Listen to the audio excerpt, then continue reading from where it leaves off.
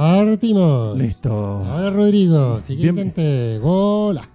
Bienvenidos chicos, una vez a este programa. Estaban escuchando la voz de Kinsen, quien ha regresado para su visita mensual. Muy fome los capítulos, tenía que volver, po. Nos vino a dejar la foto este huevo porque no debe la foto todavía. No, caché que bajaron los números, weón, la audiencia, sí, tuve que volver, po. Sí. No sé, weón, mira. Mira, ándate con cuidado, mira que depende a quién le preguntemos, porque Serrucho Badilla, weón, está así. Pero... Oye, cariños para él, cariños para Piña, cariños para tu hermano también. ¿Sí? Así, cariño para todos ellos que me han venido a reemplazar. No dar el ancho. Tuve que volver, po, weón. Mira, te lo voy a poner así. Todos leyeron lo que iban a hablar, así que ya tienen un punto a favor.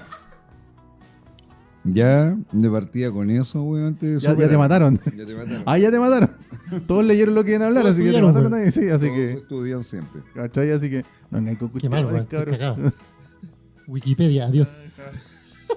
Se ve re la página, se ve. Claro.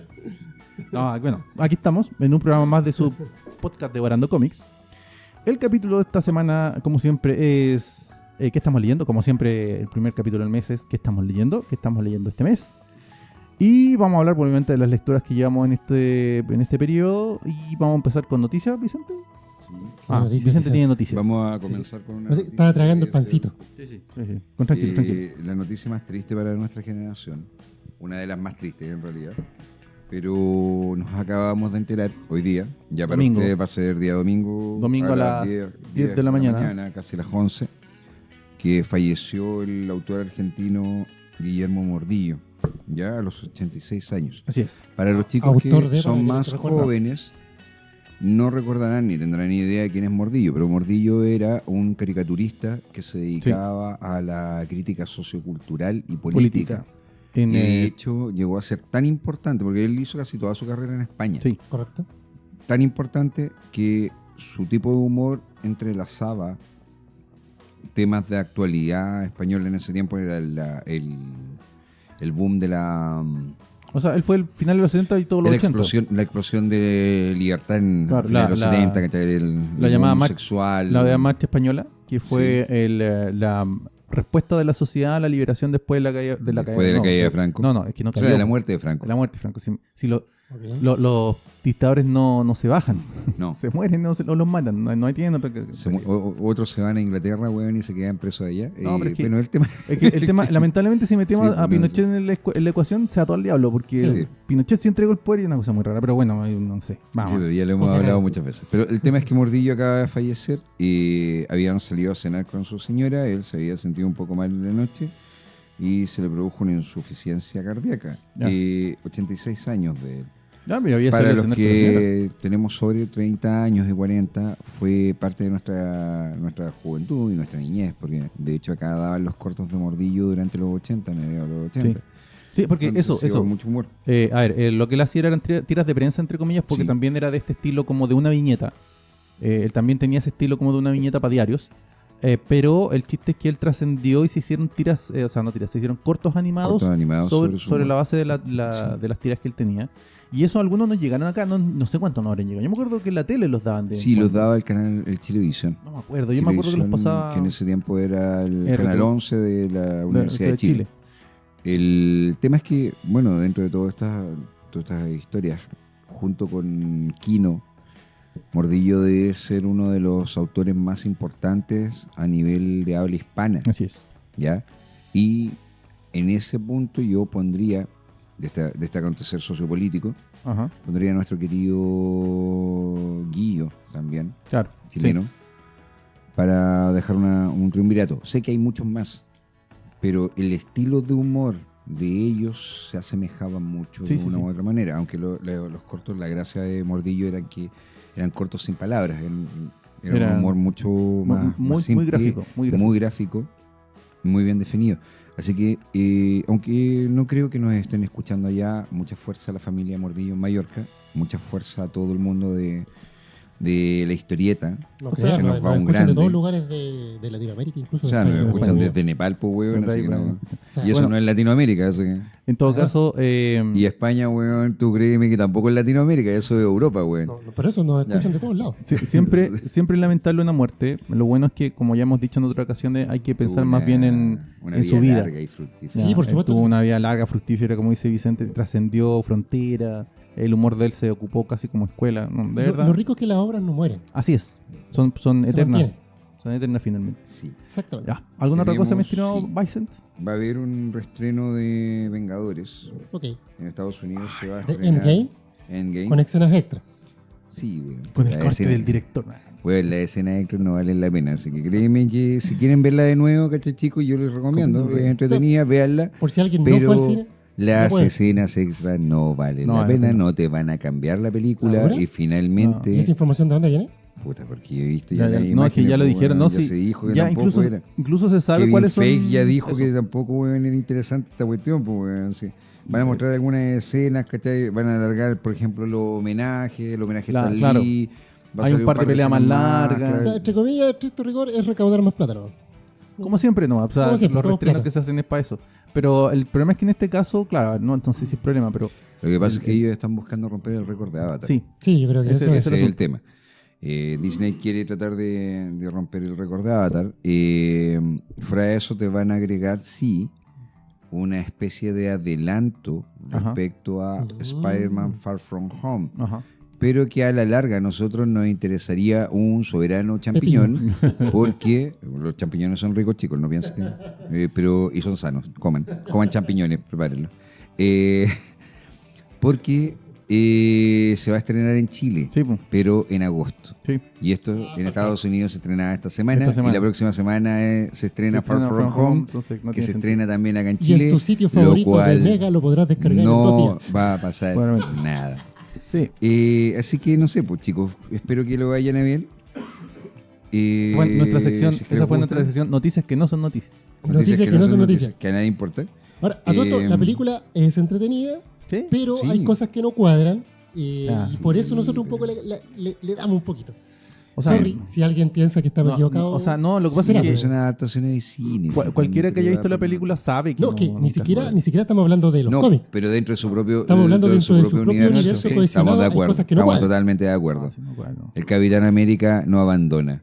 Así que los culpo, weón, rusos. Y el tema con los viajes en el templo. Ustedes son los responsables de que la gente crea que el Capitán América, weón, se corre. No, es que además, cualquier película con viaje en el tiempo ya va a entrar con errores. No, sí, pues siempre van a tener errores. Si eso no es una ciencia exacta, weón, es una teoría. Y lo otro, weón, es que entramos en un terreno pantanoso de poder contar bien una historia, pues, weón. Y eso no, ya hacerla coincidir con la entrenada. Claro. En fin. Tenemos un par de cositas más. Dale. Ayer fue el día sábado. Fue el lanzamiento oficial de Ñachi. Sí. Ñachi, del colectivo en el cual trabajan varios autores chilenos, entre esos Nicolás Olave, Rodrigo López. Nada, desearles lo mejor. Nosotros subimos fotos de ellos. Paul se dedicó a subirlas. Yo estuve presente. Pude ver con mucha alegría que, por ejemplo, Cristiano hizo la presentación. Cristiano todo un baluarte acá en Chile, dentro de lo que es la historieta para diario y para hacer humor. Y bien, esperamos que ellos... ¿Cómo estuvo el lanzamiento de sí mismo? Sí, estuvo tranquilo, llegó gente. Ojo, que ayer había frío y lluvia. Sí, ayer fue sábado 29. Llovió, hacía mucho frío en la noche, entonces eso para muchos es como un freno para salir. Sí, pero en la noche en mi casa, tema aparte, parecía juego de Resident Evil. Sí, pero no se veía ni una hueá a 2 metros. Los dinosaurios pasaban por el fondo. Tú vives cerca de un pantano, weón. Entonces, a mí me extraña que uno de estos días, weón, no te vaya a buscar té, weón, la cosa del pantano a la casa, weón. Vecino, tiene una tacita de té. Tiene una tacita de té, por favor. El tema es que, weón, puta, fue bueno el lanzamiento, estuvo ameno, estuvo la gente que iba a apoyar este proyecto. Nada. Es trabajo chileno, chicos, apóyenlo. Ñachi es un buen proyecto, es una buena idea. Está 3 luquitas, el cómics. Si no se vengan con que, ay, no, que está muy. No, pero no sí, eso no existe. Esa weá no existe. Ya, aquí ya no hay excusas. Seguimos con las notas. Dale. Esta semana ya salió el final de Damned. Ya, perfecto. En Estados Unidos. Termina con polémica, sí. Pero no por lo que uno se imagina. No, me imagino que no era lo que uno debe ser. Okay. Pero pasó lo siguiente, que la fecha no estaba anunciada en su momento. Ya. Así que finalmente cumplieron así como, ya, esta semana se publica Damned 3, así que ya, sale. Y fue como, ok, ya. Y se terminó. Sí, se terminó acá. Un buen trabajo, es un buen trabajo de Azzarello, es un buen trabajo de Lee Bermejo. No es lo mejor de ellos dos como pareja. Considero que en ese aspecto, tanto Lex Luthor, Hombre de Acero, como... Yeah. Voy a cometer una... Voy a hacer un hereje, porque todos están esperando que diga el Joker. Y no es así. Tanto Lex Luthor, el Hombre de Acero, como el crossover de Deathblow con Batman, sí. son el mejor trabajo que hicieron ellos como pareja. Pero está bien, está bastante interesante y es como... para ponerle a la altura del Joker, efectivamente, de esa segunda miniserie que se hizo con el personaje. Vértigo. Estaríamos como, sí. Hablemos con eso. Hablemos de Vértigo. Hablemos de Vértigo. Se anunció el cierre definitivo de la línea Ojo, Vértigo. hace ratito no publicaba nada Vértigo tampoco. No, ¿sí? están publicando. No, se publican. Tenían un par de títulos, 3, 4 títulos tenían todavía. Se venían publicando. ¿Viste? Específicamente, esta weá pasa porque no lee, weón. Cada vez que le mandamos la información, este weón siempre hace lo mismo, weón. No lee las notas, weón. Los links que te mandan, nunca los leo si no tengo tiempo. No, se me doy cuenta, weón. ¿No tengo tiempo? Me doy cuenta, weón. Al tema. Mira, por eso no le mando los teléfonos que dejan las mujeres, weón, preguntando por él, pues, weón. No, para que además lo metí en problemas. problemas. Si no lo va a leer, pues, weón. No va a leer los números. A ver, se anunció el cierre de Vértigo. Oficialmente la línea ya cierra. Como sello. Como sello. Va a ser absorbido por el sello actual Black Label. Sí, varias situaciones se dieron estas últimas 2 semanas con respecto a esto. ¿Qué significa esto? Vértigo fue un cambio, eso fue lo que significó. Sí, Vértigo en estricto rigor fue la primera vez que... Deberíamos haber hecho el especial de Vértigo sí, pero es que no alcanzamos. Mira, pero yo creo que lo podemos hacer ya en julio para poder hablarlo. No, está todo programado julio, ya te hemos invitado. Agosto tendría que ser. Pero eso, vamos programando. Si total tengo espacio por ahí dando vuelta, voy a ir donde lo metemos. Mira, Vértigo significó un cambio de paradigma con respecto al cómic norteamericano. ¿Por qué? Porque en el momento en que se decide experimentar con el manejo de derechos y entregarle los derechos completos a los autores con la condición de que se pudiese publicar, algo que Alan Moore hasta el día de hoy alega, bueno, por Watchmen y por Vendetta, pero que por otro lado ha beneficiado a otros autores, el caso de Grant Morrison, Neil Gaiman, ellos tienen los derechos de su obra, DC los consulta cada vez que ellos van reeditando su trabajo, usar el en especial en el caso de Neil Gaiman. Sí. Vértigo nace debido a que a mediados de los 80 DC comienza a publicar cómics con un sello que decía sugerido para lectores adultos. Exacto, era otro tipo de historia. Sí. Y no generalmente superheroica, era distinta. No, pero sí eran cómics superheroicos. Hay algunos casos. El caso más concreto era el Green Arrow de Mike Grell, de Lombard Hunters, que fue la primera miniserie que se sacó del personaje después de Crisis en Tierras Infinitas, y la serie posterior son sugeridas para lectores adultos. Correcto. El caso de Hogwarts de Timothy Truman también salió con ese sello. Sí. El caso de ¿cómo se llama? Deja acordarme la serie. Cinder and Age. Está dibujada por el gran José Luis García López. Sí. Y nos encontramos también con el caso de Screamer, de Peter Milligan. Esos trabajos comenzaron a salir con ese sello precisamente para poder captar a otro tipo de lectores. Era como una promesa. Y es lo mismo que pasa. Pero también pasa porque los autores en sí también necesitaban contar otro tipo de historia. Sí, pero era una promesa que era una promesa en realidad de hacer una obra un poquito más dura. Y más libre. Sí, pues sí, más libre. O sea, era como, tú quieres escribir esto, tú dale, no nos vamos a meter. ¿De qué se trata? Es que de tenían esto? esa libertad.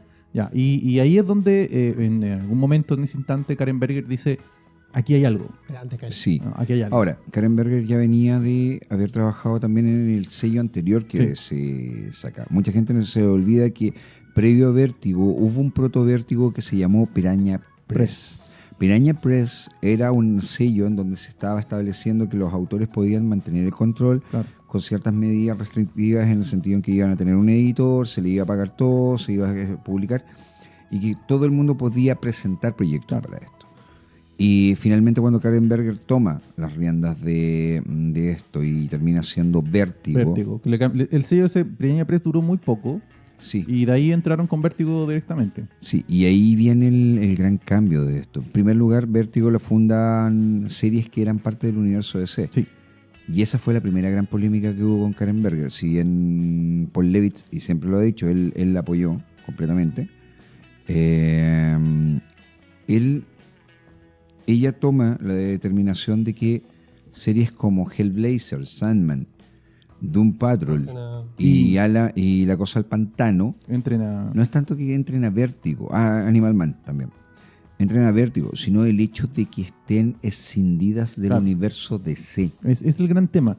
Ese fue el gran tema con esas series. Hay cosas, ponte tú, hay pequeños detalles con Vértigo. Por ejemplo, para la muerte de Superman, en el póster oficial de DC aparece Sandman.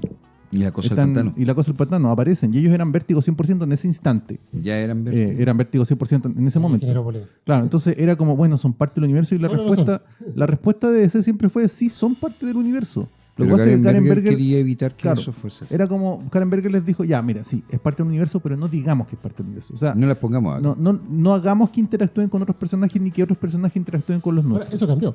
Sí, o sea, de hecho... pero fueron 27 años. Pues, sí, estamos hablando prácticamente de 30 años de independencia. Estamos hablando de que en el 91 comenzó. Por ejemplo, en el 91 Grant Morrison sacó una serie que se llamaba Sebastian O. Sí. Peter Milligan saca The Lizard. Y además empiezan a salir otras series cortas a través del sello Vértigo. Estamos hablando, por ejemplo, de los libros de la magia. Ya había salido previo al sello Vértigo, pero se la escribe ahí. La miniserie, sin embargo, de Mr. A, que alcanza a salir con el sello de sugerido para lectores adultos, termina siendo también inserta dentro del universo Vértigo. Y de ahí viene una tirada Vértigo, de título impresionante. En donde Vértigo cambia todo el paradigma. Es cuando viene la gran guerra, en el fondo, de las editoriales, que es cuando en el 92-93 Image pone la bomba en el piso y dice, nosotros vamos a vender más cómics que ustedes, nosotros sabemos qué hacer de superhéroe y todo. En Vértigo se estaba haciendo cómics de autor por y para el público. Y la crítica. Y la crítica. El ejemplo más claro de eso es el Hellblazer que escribe Garth Ennis. Sí. Siendo Garth Ennis, siendo precisamente, ojo, yo soy fan bueno, tú lo sabes, de John Constantine, me gusta mucho el personaje. Sí, lo sabes. Y me leí y tengo casi todo lo que se ha publicado. El tema es que de todos los Hellblazer, el que menos a mí me gusta la interpretación es la que de Garth Ennis. Sí. Pero yo debo decirte que debe ser uno de los mejores noir de terror, con tintes de terror que se ha escrito. Tienes el Preacher, precisamente de Garth Ennis, que debe ser la volada más rara que se pudo haber hecho con respecto a la religión en ese momento. Shade, The Shanging Man, de Peter Milligan. Tienes después la Doom Patrol, que siguió a la de Morrison, porque Morrison termina y empieza con el sello Vértigo. Es con la autora Rachel Pollack, que es una escritora de fantasía. Y que mantiene, entre comillas, el tono, entre comillas. Y que de hecho ella es la primera autora trans en el género. Sí. Es la primera. ¿Ya? Mira. Ella nace como Richard Pollack. Sí. Y ella ya adulta decidió tomar y asumir su sexualidad. Incluso ella crea un personaje que es un personaje trans que aparece dentro de la Doom Patrol, que es Coágula. Entonces, bueno, y así se va lo dicho, todo lo que se está publicando actualmente en el Vértigo Salvat, todo es Vértigo. Oye, consejo para los chicos: si no han coleccionado nada de Vértigo, tienen la oportunidad ahora. El coleccionable es Salvat Vértigo, sí. O sea, es lo mejor, de verdad, chicos. Es un regalo. Es a un precio muy aceptable, muy aceptable por el material. Porque si buscáis los tomos antiguos recopilados. Hay cosas que no están recopiladas últimamente. Y por ejemplo, cuesta pillar los recopilados. No, se está saliendo una edición en Cartoné, pero es más cara. Sí, es que es el tema. Si te vayas a lo de Salvat Vértigo, que está saliendo en España. Pero, por ejemplo, una edición barata, bonita de La Cosa del Pantano de Alan Moore, o una edición barata, bonita del Hellblazer de Gardenis. Sí, está atrasado como en 6 tomos, güey. Mira, no sé, este weón va a sufrir. Y el de Black Hammer, weón. Créeme que no he salido a comprar nada más. Mira, el tema es que muchos de los autores... Y acá voy. Muchos de los autores que ahora estamos hablando de ellos, que han pertenecido a sellos como Dark Horse o Image en estos momentos, son de Vértigo. Sí. El ejemplo más claro, Jeff Lemire, el caso también de, por ejemplo, Morrison, Gaiman. O sea, el mismo Brian Cabogan. Todos los nombres grandes de guionistas han pasado por Vértigo. Han pasado por Vértigo en algún momento. Entonces, finalmente, la sensación de cierre de Vértigo es de que se acabó una etapa. Claro. No considero que debería haber seguido existiendo Vértigo. Hace rato que podría haber cerrado. Podrían haber cerrado perfectamente y creo que era el momento exacto para hacerlo. ¿Por qué? Porque ya hizo lo que tenía que hacer, que era cambiar el paradigma con respecto a los cómics en la mente del norteamericano promedio. Eso es gracias a Vértigo que existe Image Central. Sí. Es gracias a Vértigo que existen estos sellos independientes que publican cosas como Black Hammer. Entre comillas, actualmente Vértigo no es necesario. El hombre del momento. Entre comillas, actualmente Vértigo no es necesario. Vértigo ya no era necesario. Hay espacio. Y de hecho, la misma DC tiene espacio para que los autores hagan cosas. O sea, a ver, no creo que Morrison hubiese aceptado a la Green Lantern si no le hubieran dado ciertas condicionantes, como déjame escribir lo que yo quiera. Yeah. Claro, pero Morrison ya lleva 25 años en el mercado demostrándole a todos de que él es el puto amo calvo del universo. Pero sigue siendo un riesgo porque te agarra un personaje. No, Morrison es un riesgo permanente. O sea, el meme que yo les mandé, weón, con la foto de Ezra Miller, pues, weón, ¿cachai? Ese donde dice, weón, y entonces le vamos a ganar a Groot, weón, teniendo una orgía con tus propias células. Claro. ¿Qué estoy escribiendo? Va a quedar la raja. Así no importa. Weón, si eso lo hace en la película de Flash, weón, te juro. De verdad, yo lo voy a creer. Da lo mismo. Es Morrison, weón. Por eso, Morrison en sí mismo es un riesgo sobre todo cuando le pasa a un personaje mainstream. ¿Ya? Sí. Pero el asunto es que, no solamente DC, en realidad todas las editoriales, incluyendo Marvel, que uno lo puede criticar mucho, tienen espacios para eso. Pero fue gracias a Vértigo. Sí, fue gracias a Vértigo. Y por eso yo quería apelar a estos dos puntos. Yo leí una nota, gracias por todo lo que pasó, Karen Berger. Sí. Ella, muy dama siempre, junto con su esposo Richard. Le vamos a dedicar un especial. Ellos escribieron una carta dando las gracias de poder haber podido vivir esa experiencia de ser Vértigo, de conocer a todos estos autores, de poder guiarlos y poder también aprender de ellos. Y ella muy humildemente lo dice, yo no los guié, finalmente yo fui la que estaba aprendiendo a ser una editora para poder trabajar con ellos. Pero el ojo que tuvo, o sea, de verdad, el ojo que tuvo Karen Berger. Porque acá está el punto importante. Yo creo que si ella habla mucho de su esposo, de Richard. Yo creo que si fuera apostadora de carrera, gana. Sí, no, sí, porque está claro. hizo apuestas. Pero yo creo que ella, además, y ella también lo dice, tenía su otro esposo. Ajá. Recuerda, siempre es como que en realidad es su amigo que trabajaba con ella, o era su esposo del trabajo, como lo llaman los gringos, que es Paul Levitz. Si Paul Levitz no hubiese dicho, es el momento, podemos hacer esto, Vértigo quizás nunca hubiese existido. Y si hay que agregar, pero se hubiese demorado mucho más. No sé, mira, lo que pasa es que Vértigo, yo creo que si hay algún evento de contracultura en el mainstream, fue Vértigo. Sí, obviamente. Sí. Vértigo fue remar para el otro lado. O sea, Vértigo nace en el momento en que, una parada que no tiene nada que ver con oficialmente DC estaba tratando de competir con una Marvel que se estaba hundiendo, la cual estaba arrastrando a todo el mercado. Claro. Fueron las ganancias de Vértigo y fueron las ganancias después de los mismos autores que de Vértigo saltaron a los títulos más importantes dentro del mercado en DC, las que llevaron en algún momento a Warner a pensar en comprar One Marvel. Sí. Fue eso lo que lograron.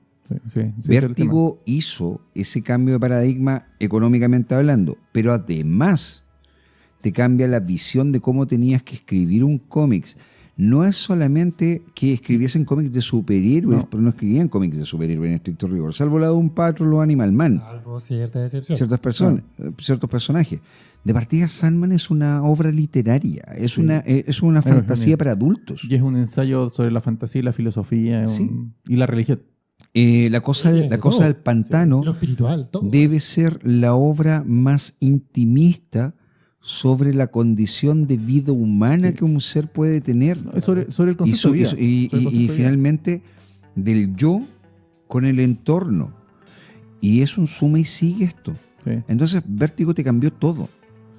Sí. Y así hubo otras obras en su momento, American Virgin, que era más humorística, tenemos iZombie, tenemos otro tipo de productos. Un montón de historias. Pero tú trajiste a autores que incluso desde fuera del medio, que se habían jurado en algún momento nunca trabajar, weón, en una editorial grande. O que derechamente nunca los habrían llamado de una editorial grande. Bajo otras circunstancias. El caso de Paul Pope. Sí. También, pues. Mike Allred ya había hecho el chiste en Marvel, pero ¿por qué? Porque Peter Milligan, weón, se lo había llevado para allá. Pero Mike Allred también, pues cuando hace iZombie debe ser una de las mejores series que se ha hecho con un cierto nivel de humor negro, pues, weón. Los carnívoros de Milligan, weón, que tiene una obra maestra. Y es un suma y sigue. Tú puedes hablar los títulos de Vértigo. Sí. Y hay mucho ahí, mucha carne. Ahora pasa. Ha sido una buena y ahora tenemos el sello Black Label y esperemos que esté el sello a la altura del legado de lo que tiene. O sea, por lo pronto, los próximos 2 años, lo único que se va a dedicar, igual que va aliando Weón Entertainment cuando recién nació, a reeditar material para sacarlo. Sí. Bueno, perfecto, que lo hagan. Dale. Pero que cuando nos empiecen a dar algo, nos empiecen a dar buenas historias, que valga realmente la pena. Hay que esperar, en realidad. Sí. Bueno, como sea, fue un placer leer Vértigo. Como dije... Yo lo sigo leyendo. Como dije, es cierto que en este momento al menos no es necesario en cuanto como una especie de trinchera para el autor, por suerte, porque el mercado evoluciona lo suficiente como para entender que el autor tiene ciertos derechos dentro de su propia obra. Sí. ¿Ya? Y segundo, de que hay que tomar riesgos, de que a veces esos riesgos van a funcionar o no, pero hay que tomarlos igual. Y eso es lo bueno, que las dos más grandes lo han entendido. Y Mage lo entendió el año 2000 para adelante. Sí. Ya entendió que hay que correr riesgos y a veces las cosas van a funcionar súper bien. Porque de hecho le han funcionado súper bien. De hecho. Ya, primero con Jim Valentino, después Eric Larsen, que está ahí, el mismo Robert Kirkman. Ellos finalmente siempre vieron esto, vieron lo mejor de Vértigo y lo pudieron sacar para adelante. Si tú le preguntas a esos autores, ellos están muy agradecidos de lo que se hizo. Es que es el tema, más allá del cierre y todo el tema, lo importante es Vértigo como concepto y lo que logró en la industria. Y eso hay que recordarlo por lo que valga. Tampoco se murió nadie, eso es lo bueno. Ya no se murió ni la obra ni el concepto, solamente el nombre. Eso es todo. Bueno, esperamos que las empresas, las editoriales hayan aprendido bien la lección y de aquí en adelante tengamos buenas historias, que finalmente todo lo que siempre hemos estado buscando. Eso es lo que nos espera, siempre buena historia. Chicos, entonces vamos a empezar en el capítulo de hoy. ¿Cuánto llevamos ya? Como 20 minutos, porque hay 8 minutos de previa, que no van a ir. Hay 8 minutos de que no van. De conversación. Que no corresponde. Conversación innecesaria sin sentido. Ya, ¿quién parte? Ya, el yo invitado. Estoy frío todavía, dale, sí, claro. No. Está ahí frío. Mira, yo hubiese esperado de ti, weón, que hubieses llegado y dicho, me leí la biografía de Johnny Cash, weón, de Nick Cave al tiro, weón. Vamos a hablar de cosas buenas. Vamos a hablar de cosas buenas al tiro. Quiero hacer una ilusión. Si no he tenido tiempo para nada, hombre. Se me había olvidado. Con suerte leo los mensajes de WhatsApp que me mandan, weón. A Vicente se le había olvidado algo. ¿Qué estamos buscando? buscando? Olvide algo es por nada más. Esto, qué tensión, qué emoción. A ver. Ponlo aquí. Numenum. Ponlo aquí. Numerum. ¿Y esto? Nos lo regaló, bueno, esto es de John González. Ya. Con Manuel Basulto. Sí. Sé quién es. John también, no sé, güey. Sí, tanto en Instagram como en Facebook. Llevo el 7, John tiene unos manerismos de nuestro querido Miñola, güey, impresionante. Tiene su dibujito en Basulto. Bueno, fue Manuel el que me lo regaló. El otro día que estábamos en una firma, se me acercó y me dijo, Vicente, ¿sabes qué? Te quiero regalar esto. Ustedes están haciendo un buen trabajo y le di las gracias a él. Muchos, y lo quiero mencionar, es bastante interesante. Háblanos de él, pues ya que estamos leyendo. No, sí, no voy a hablar de él. Entonces, porque no voy a hablar de él, solamente lo quería mostrar como mención. Ya guateaste. Porque los chicos están preparando otro número. Entonces, cuando estemos con el otro, porque este es el 0, vamos a presentarlo ya. Momento, este es el 0. Sí. Un one shot. Sí. No, pues no un one shot, es el 0. ¿Cuántas hojitas es son? el previo. Es el previo. ¿Cuántos son? No es poquito, es corto. No es cortito. Por eso no lo mostramos todo. Eso lo sacaron hace un tiempo atrás. De hecho, lo sacaron hace un tiempo, ¿cachai? Pero ellos querían que nosotros lo tuviéramos. Ya, okay. En el fondo está Numerum. Numerum. ¿Ya? De John González y Manuel Basulto. Así que si se los encuentran por ahí, chicos, pero él cuando cómprenles el material. Perdón, en Face o Instagram tiene otro nombre, John Krillin. Parece que sí. No me acuerdo bien, pero ahí. No, pero está firmado así el cómic, así que búsquelo así. ¿Ya? Búsquelo. Ya. Así que, chicos, si se los encuentran en alguna feria, foto y un abrazo tremendo y cómprenle sus productos. Yo te juro que pensé que él no era chileno. ¿Quién? ¿John? ¿Quién? ¿Sí? ¿En serio? ¿Por qué? Lo que pasa es que el trabajo de John se parece mucho al de Mike Mignola. Tiene unos manerismos muy Mignola. De verdad. Pensé que era español o incluso argentino. No me imaginé que fuera chileno. Bueno. Así es la Aparte vida. que cuando él publica y escribe sus comentarios de sus publicaciones, usa muy poco modismo chileno. Entonces... Es que es lo que hay que hacer, mi estimado Chinsen. Sí. Es la pelea eterna que tenemos en nuestro podcast. Pero bueno. Y por ese caso, esto porque después Esteban, pero esto es un libro. Para que sepan que todavía estoy trabajando en la parte de proceso creativo de cómics. Para la página, y esto es, he estado hasta las cachas, weón. He estado hasta las cachas estos últimos meses. Falta el uno de Doom Patrol, weón. No, vamos a subir la Doom Patrol. Sí, vamos a cerrar la era de Doom Patrol porque van a tener que ser 2. Ya como la 10ª temporada. Tenemos que sacar... No, espérate, que tengo que sacar otra, que es más importante. Pero ahí después les voy a comentar. Ya, ¿de qué este libro es Señores del Caos. Es un libro sobre información respecto al mundo del black metal en los años 90. Como yo estoy trabajando en mi novela gráfica sobre el tema, aquí esto me llegó hace unas semanas atrás. Esto fue gracias a nuestro querido amigo Esteban, me lo mandó de regalo. Nuestro pascuense favorito. Sí.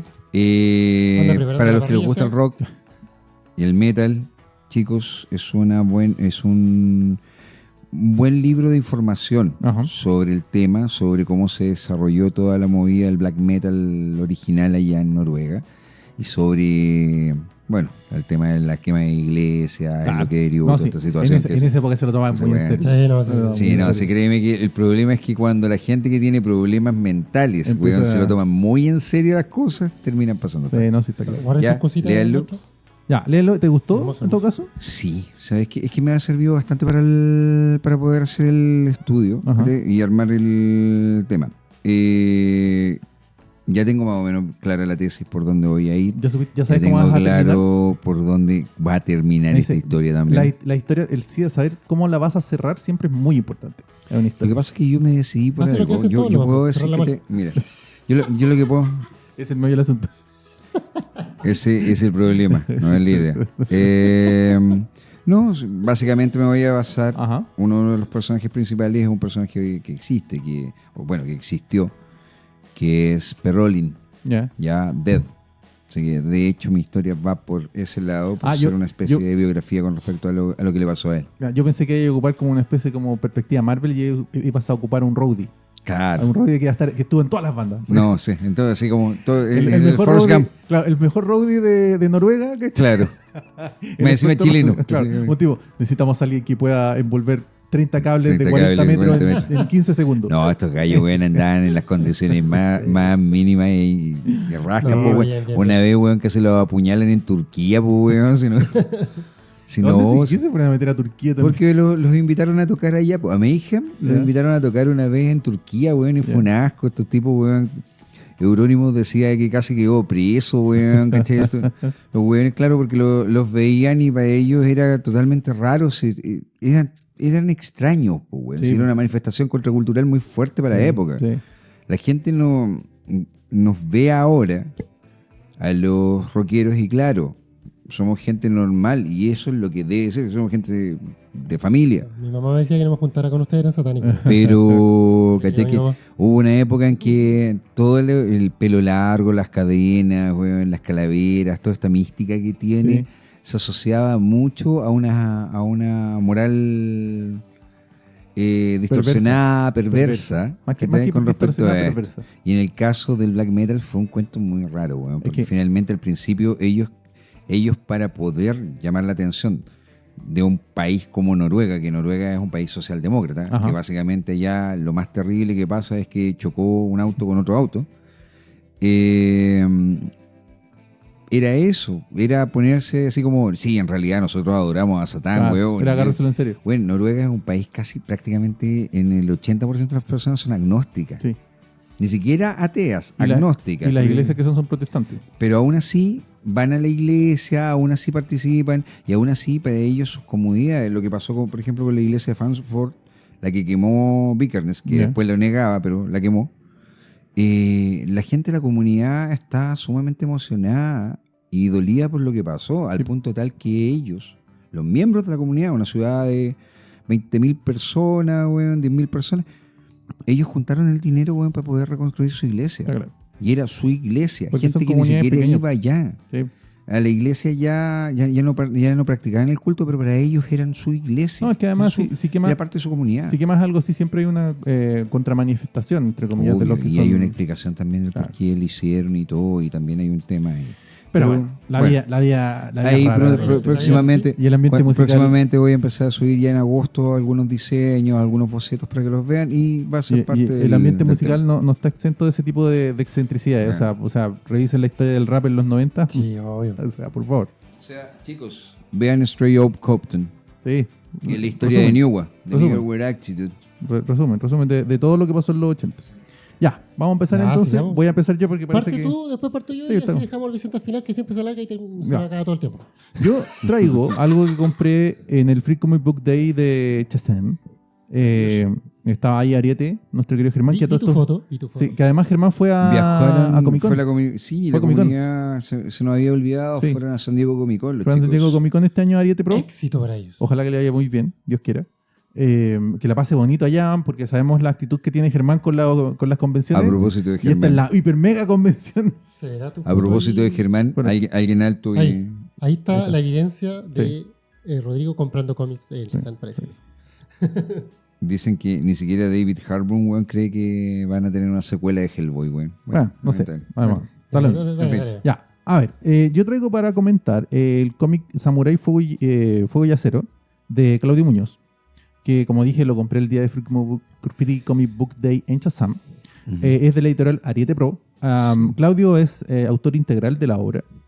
¿De qué se trata Samurai Fuego y Acero? Es básicamente, y esto ya lo hemos comentado otras veces, es un cómic antibelicista finalmente.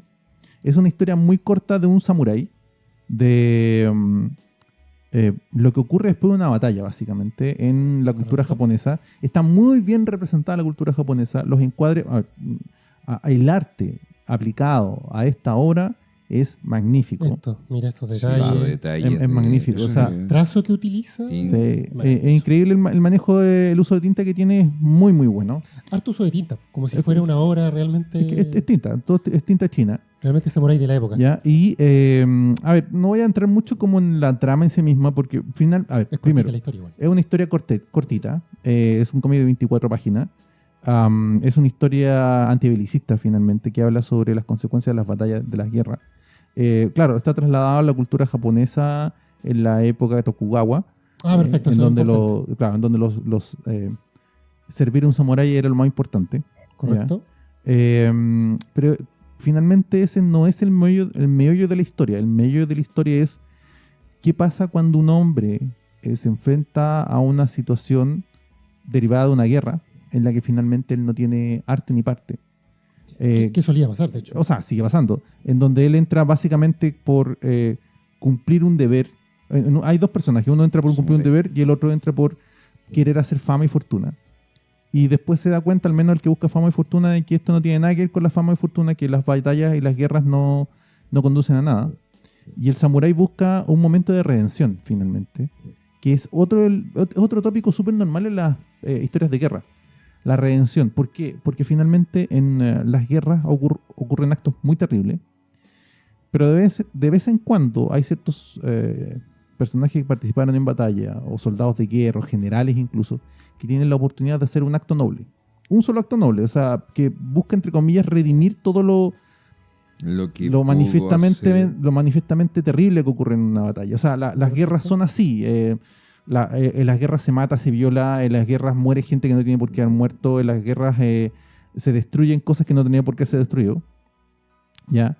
Y en esta historia básicamente se cuenta el momento en que un samurái tiene la oportunidad de hacer un acto de redención. Sí. Y ocurre. Como todas obras de guerra de este tipo, que ya hemos hablado un poco sobre eso en Las Enemigos, esta es una historia que es una historia antibelicista, más allá de que está ambientada en un momento de batalla y de guerra. Es una historia que busca demostrar que las batallas muchas veces son inútiles, de que los conceptos que se tienen preformados sobre una batalla es una tontería, porque de hecho esta historia cuenta el post-batalla. Vino una batalla y aquí te están contando qué pasa después. El post-batalla siempre ha sido igual en la historia de la humanidad. Sí. Hay cadáveres tirados, hay olor a muerte, hay gente que tiene que entrar a los muertos.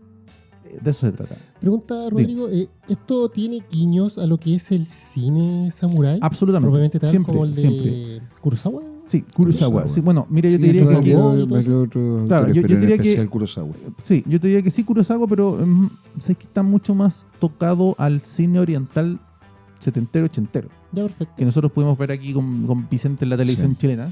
Ya, ciertamente. Que a mí no me dejaban como se lo dije a Claudio y también como está en la nota.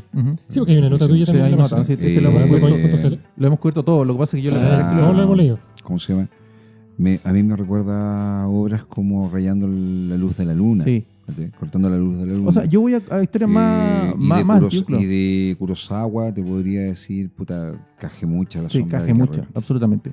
Y un poquito, para mi gusto, a Yojimbo también en algunos elementos ahí gráficos. Pero en el caso de, claro, en el caso de esto es más gráfica la parte de Yojimbo. Sí. Ciertamente tiene un espíritu muy cercano a lo que es Kagemucha. Ahora, en sí mismo el cómic está editado de forma magnífica. Ya por suerte las ediciones chilenas ya no tienen nada que envidiar. El papel es bien gruesito. Y esto está al alcance además. Sí, aparte no está especialmente caro. Está bien, el papel es grueso, el papel es de muy buena calidad, la impresión es muy muy buena a causa de eso. Está bien editado en sí mismo, todo está muy bien hecho en esta cosa. Gracias a Ariete Pro por haberse preocupado de esto. ¿Por qué? Porque la calidad de impresión era importante para poder disfrutar del detalle del trabajo de Claudio. Sí, el trabajo de Claudio tenía que ser una muy buena impresión, papel, un mejor papel, mayor absorción para poder mantener la definición del trabajo que él tiene. O sea, el trabajo que él hizo, hay un trabajo de achurado que es súper detallado, el trabajo de tinta al agua está súper bien hecho. Hay su estilo narrativo es bien bueno. Hay un cuidado. Recuerda el cine de películas de samurái. Por eso, hay un cuidado en los detalles que es manifiesto. O sea, de verdad la ambientación, los encuadres, todo está muy bien hecho.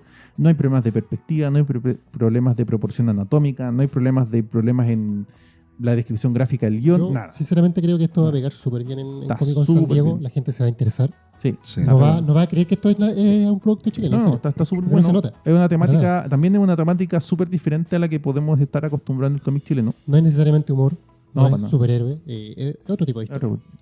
Y eso, a mí me gustó mucho, yo le recomiendo a cualquiera, es un one shot. Sí. Esto sí que es un one shot.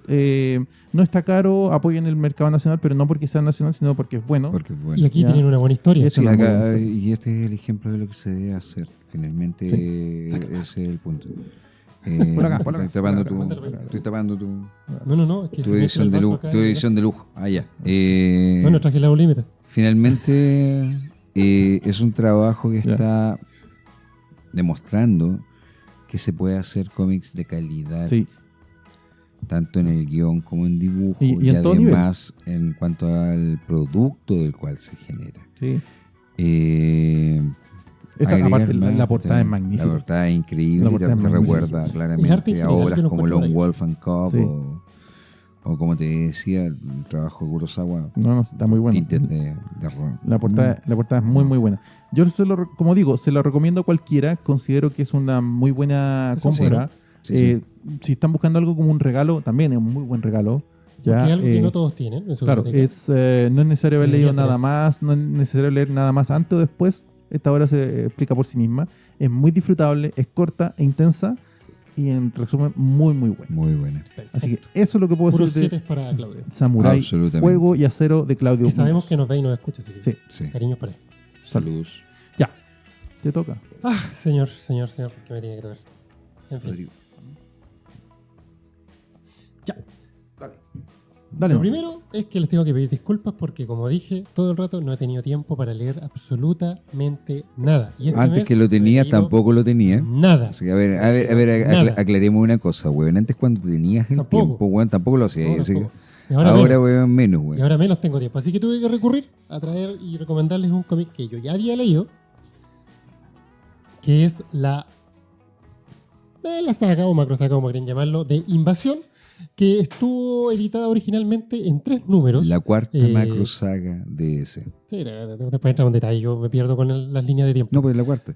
Originalmente se fue lanzada en 3 números, después en 4 en ediciones 5, o si mal no recuerdo, 4 números, y también en 4 números en la edición Perfil, que es la que yo tengo acá y les puedo estar mostrando a continuación. De Perfil, ¿cierto? Ahora, ¿cuál es la idea de esto y por qué pegó en un inicio tan fuerte?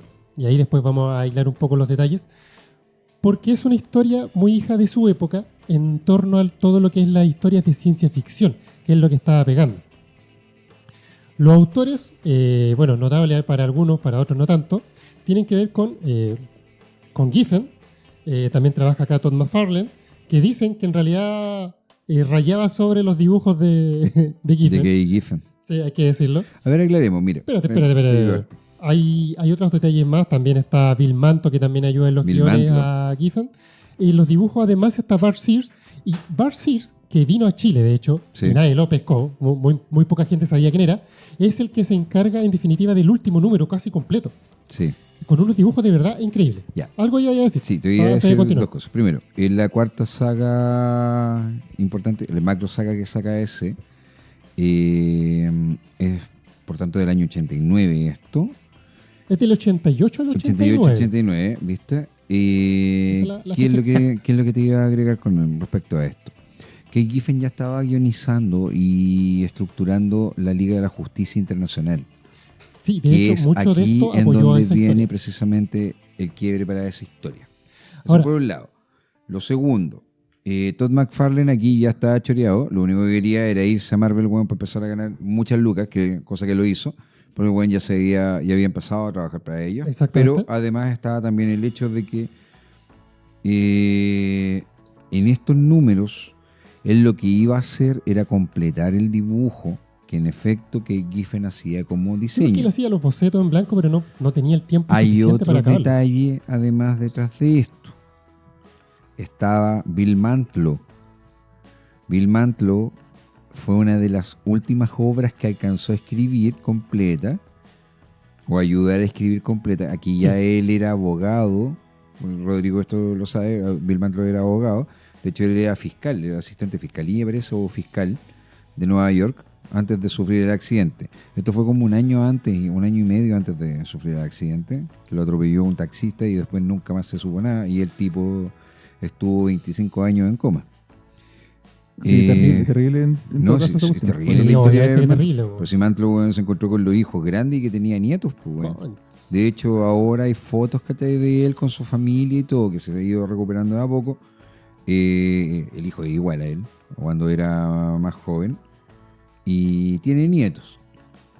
Y tenemos a Bart Sears, tú dijiste en efecto en el último número. Bart Sears, esa fue la prueba de fuego para poder pasar a dibujar la Liga de la Justicia Europa. Y lo hace espectacular, porque Bart la cantidad de superhéroes que hay acá. Es que Bart Sears es tremendo. Cuenta un poco de qué se trata. A ver, básicamente, como ya venía diciendo, estas historias de ciencia ficción estaban pegando fuerte y se veían también reflejadas tanto en el cine como en los cómics. Y aquí lo extraterrestre, aunque en cada serie que toma como base, porque este es un evento principal que tiene sus números, pero también abarca otras series regulares de lo que es el universo de los cómics en DC. Pero aquí donde está lo entretenido. Si bien es cierto, ya los superhéroes se habían enfrentado a extraterrestres, propiamente tal, o a seres de otros lados, no lo habían hecho de una manera grupal, global, tan importante como en este evento. Y por eso lo importante. Aquí hay unos seres especiales que son estos que están acá, los dominadores. Que ellos hacen una especie de experimento y descubren que el gen metahumano que está en la Tierra se está haciendo demasiado masivo. Quieren descubrir, uno, por qué se está generando de tan masivamente, por qué hay tantos superhéroes, y además ven como una amenaza al metagen. ¿Por qué? Porque ven amenazados sus intereses cósmicos. Porque son los dominadores. Exactamente, y por lo tanto cualquier amenaza que pueda suponerse para el futuro, para sus planes, debe ser aniquilada. Pero ellos especialmente no son unos seres guerreros. Y ahí es donde ellos tienen que conseguir alianza con otro grupo de... Esto es lo que a mí me interesa. Entonces, ¿puedes nombrar las razas, por favor? Pero por supuesto, que de memoria no me las sé. No, lea los apuntes. Bueno, tenemos los Khunds, los señores de la guerra, los Durlanos, los Talagarianos, que son estos seres alados, sí. ¿Verdad? Tanto masculinos como femeninos. De donde viene Hawkman, exactamente. Y la raza del hombre halcón. Los Killspan, que son los que se pelean, me parece, en el agua con Aquaman. ¿Cuáles? Los Killspan, un nombre medio raro. Los Gildishpar. Sí. Ya, los Gildishpar sí, que son estos seres que viven como en unas bolas de agua. Sí, ya, ellos vienen de un planeta acuoso. A ver, sí, te voy contando un poco. Características bien especiales. Los dominadores originalmente aparecen en Legión de Superhéroes. Correcto. Los Khunds aparecen en Green Lantern. Correcto. Los señores de la guerra. Sí, los señores de la guerra de Okara salen en los Omega Men, pero además son los responsables de la educación. Claro. Y del nivel de pelea que tiene Starfire. Mucha gente cree que Starfire solamente es por el tema del poder que tiene energético, que esos son los Sion, que son estos reptilianos tipo ¿cómo se llama? Son como un tipo de reptiliano ellos. Claro, sí. ¿Ya? Bueno, tenemos los Pisiones también, que vienen a ser los científicos. En la pena se pronuncia Sion, por eso te dije, bueno, los reptilianos, Pisiones, ¿cuál era los Yo leo como se escribe. Dije, son los primos de la visión. Okay. Sí, bueno. Ya, oye, güey, esos son los reptilianos que te decía. Dale. Espérate, tenemos también los Daxamita, que si bien ellos se unen a este grupo de alianza, no vienen a la guerra, ellos vienen como observadores. Son ¿Dónde aparece? Observadores. ¿Te acuerdas de dónde aparece por primera vez Daxam? No, me pregunté para atrás. Daxam aparece por primera vez en las historias de Superboy. Sí. Y aparece ni más ni menos cuando no Superboy se llama el hermano mayor de Superboy, la historia, en donde aparece un chico con los mismos poderes que Clark, que viene en una nave, que se ve un poco mayor que Clark. Y ese chico, él le pone Moon-El. Moon-El, nuestro querido Moon-El de la Legión de Superhéroes, es un Daxamita. Los Daxamitas son un derivado antiguo de los kryptonianos. En la época en que los kryptonianos investigaban alcanzaban a viajar en el universo. Y ahí viene un detalle súper importante. Y son más racistas que los kryptonianos, ojo. No, tranquilo, vayamos. Por eso es que en Daxam no hay cambios de piel. Ya. No hay solamente una pura especie. Y de hecho, por lo menos cuando la desarrollan la primera vez, le tiran un palo así, pero gigantesco al racismo en Estados Unidos. Los Daxamitas son mucho más racistas y xenófobos que otros pueblos espaciales. Ajá. Ya. Leo, continuando dale. Lo que es la trama. Bueno, dicen, vamos a ir a atacar la Tierra, vamos a primero descubrir cuántos más metahumanos hay por descubrir y a eliminarlos, y vamos a eliminar a todos los superhéroes. Nos unimos, listo, vamos. Y con toda su fuerza militar y de sorpresa van y atacan a Australia, que es donde en teoría hay menos resistencia de superhéroes. Hacen volar ciudades. No sabían que se iban a encontrar con los canguros, güey. Ten cuidado con eso. Sí, por supuesto. Bueno, los canguros, güey, le tienen. No habían uruguayos, güey, metidos en este tema, güey. Yo creo que por ahí viene el tema, güey, entre los canguros y los uruguayos, güey. Yo creo que. No nos vamos a tener polémica, güey. Saludos a nuestros amigos de Uruguay. Cállate, güey. La cuestión es que cuando llegan acá, instalan su base militar. Obviamente, como en toda guerra, plantan cara y plantan sus exigencias. Y exigen que obviamente todos los superiores se entreguen. Cosa que no ocurre. Entre medio de eso, gana tiempo Superman con una especie de negociaciones. Bueno, voy a conversar con los chicos a ver si nos rendimos. Y ahí es donde empiezan a organizarse y a unar fuerzas. Ahora, punto favor en contra, dentro de esta parte de esta trama hasta aquí, es que no mueren principalmente superiores importantes. Mueren los compadres así como de ni siquiera segunda línea, así como compadres muy olvidables. Y los que sí mueren son seres humanos. ¿Por qué? Porque la forma de ellos, tomaron varios humanos para descubrir si eran metahumanos o no, y los sometían a situaciones extremas como matarlos matar gente en masa. Los juntaban a todos en un grupo. Esto va a sonar a historia nacional muy cercana. Sí. Los unían a todos en un grupo así, en un matorral, en un estadio, ¿okay? Y los mataban a todos. Y los que sobrevivieron, y el que que era el 10%. sobrevivía, claro, se convertían en metahumanos. Estos metahumanos los mandaban a unas cárceles especiales que tenían esta sociedad de alianza. ¿Te fijaste que dentro de los 10 metahumanos que sobrevivían al principio, que después terminarán conformando un grupo que se olvidó, que se llama The Blaster, estaba un personaje sumamente importante del universo ese? ¿Cuál era? Snapper Carp. Snapper Carp fue el primer... Snapper Carp fue el primer secretario, que de hecho él era el equivalente a Rick Jones en Marvel, que Rick Jones era el chico que seguía a los Vengadores y que era como el líder del club de aficionados de los Vengadores, que fue el amigo de Hulk. Por mucho tiempo. Ya. Sí, Snapper Carp era ese equivalente, ese trasunto, y él fue parte como miembro honorario de la liga. Sí. Y le llamaban Snapper Carp porque tenía la mala costumbre de tronar los dedos. Bueno, ya, continuando entonces con mi lindo relato. Vamos a dejarla ahí, un ratito.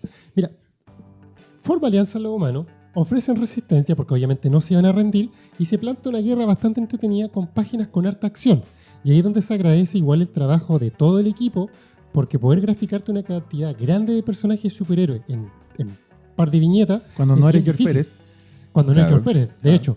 Por eso yo te decía. Yo agradezco que el segundo número sea dibujado por Kate Giffen y no por Todd McFarlane, weón, porque si no. Ese es el tema. McFarlane rayó encima de los dibujos de Giffen y después se agradece que Bart Sears.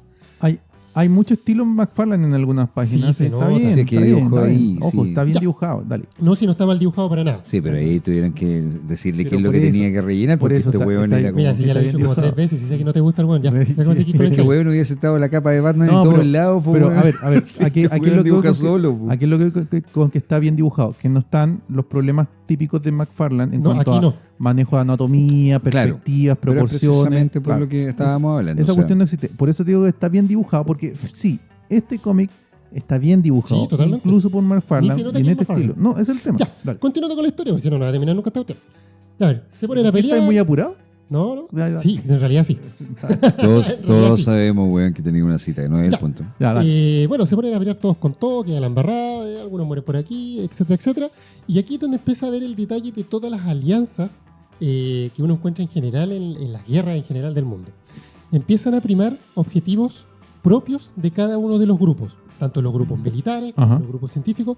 Todos apuntan a sus propios intereses y por ahí donde empieza la alianza a debilitarse, y es ahí donde, al contrario de la raza humana, que todos, tanto la parte militar como la parte superhéroes, todos se unen como un solo equipo para poder darle cara a estos enemigos extraterrestres. ¿Quién dirige a los superhéroes en la Tierra? Es sumamente importante. Como Atom. El Capitán Atom, ¿sí? Sí, Capitán Atom. Capitán Atom. No, Atom, no. Capitán Atom. No mezclemos superhéroes. Entre las peleas, para no spoilearles tanto, porque aquí ya le he dado harto spoiler. Entre las peleas, cuando ya está más o menos terminando, hay un ser de estos dominadores que, no lo dije al principio, que se caracteriza cada uno por castas. Y mientras más grande el círculo rojo, es mayor su poder de decisión, su casta, etc. Pero hay uno que no era de esta casta y que mete las manos en todo esto y que tiene su propia teoría sobre los metahumanos y quiere hacer su propio destino de esta guerra. Gracias a este personaje se logra, porque cuando ya están ganando la batalla los superhéroes, este personaje logra detonar una bomba.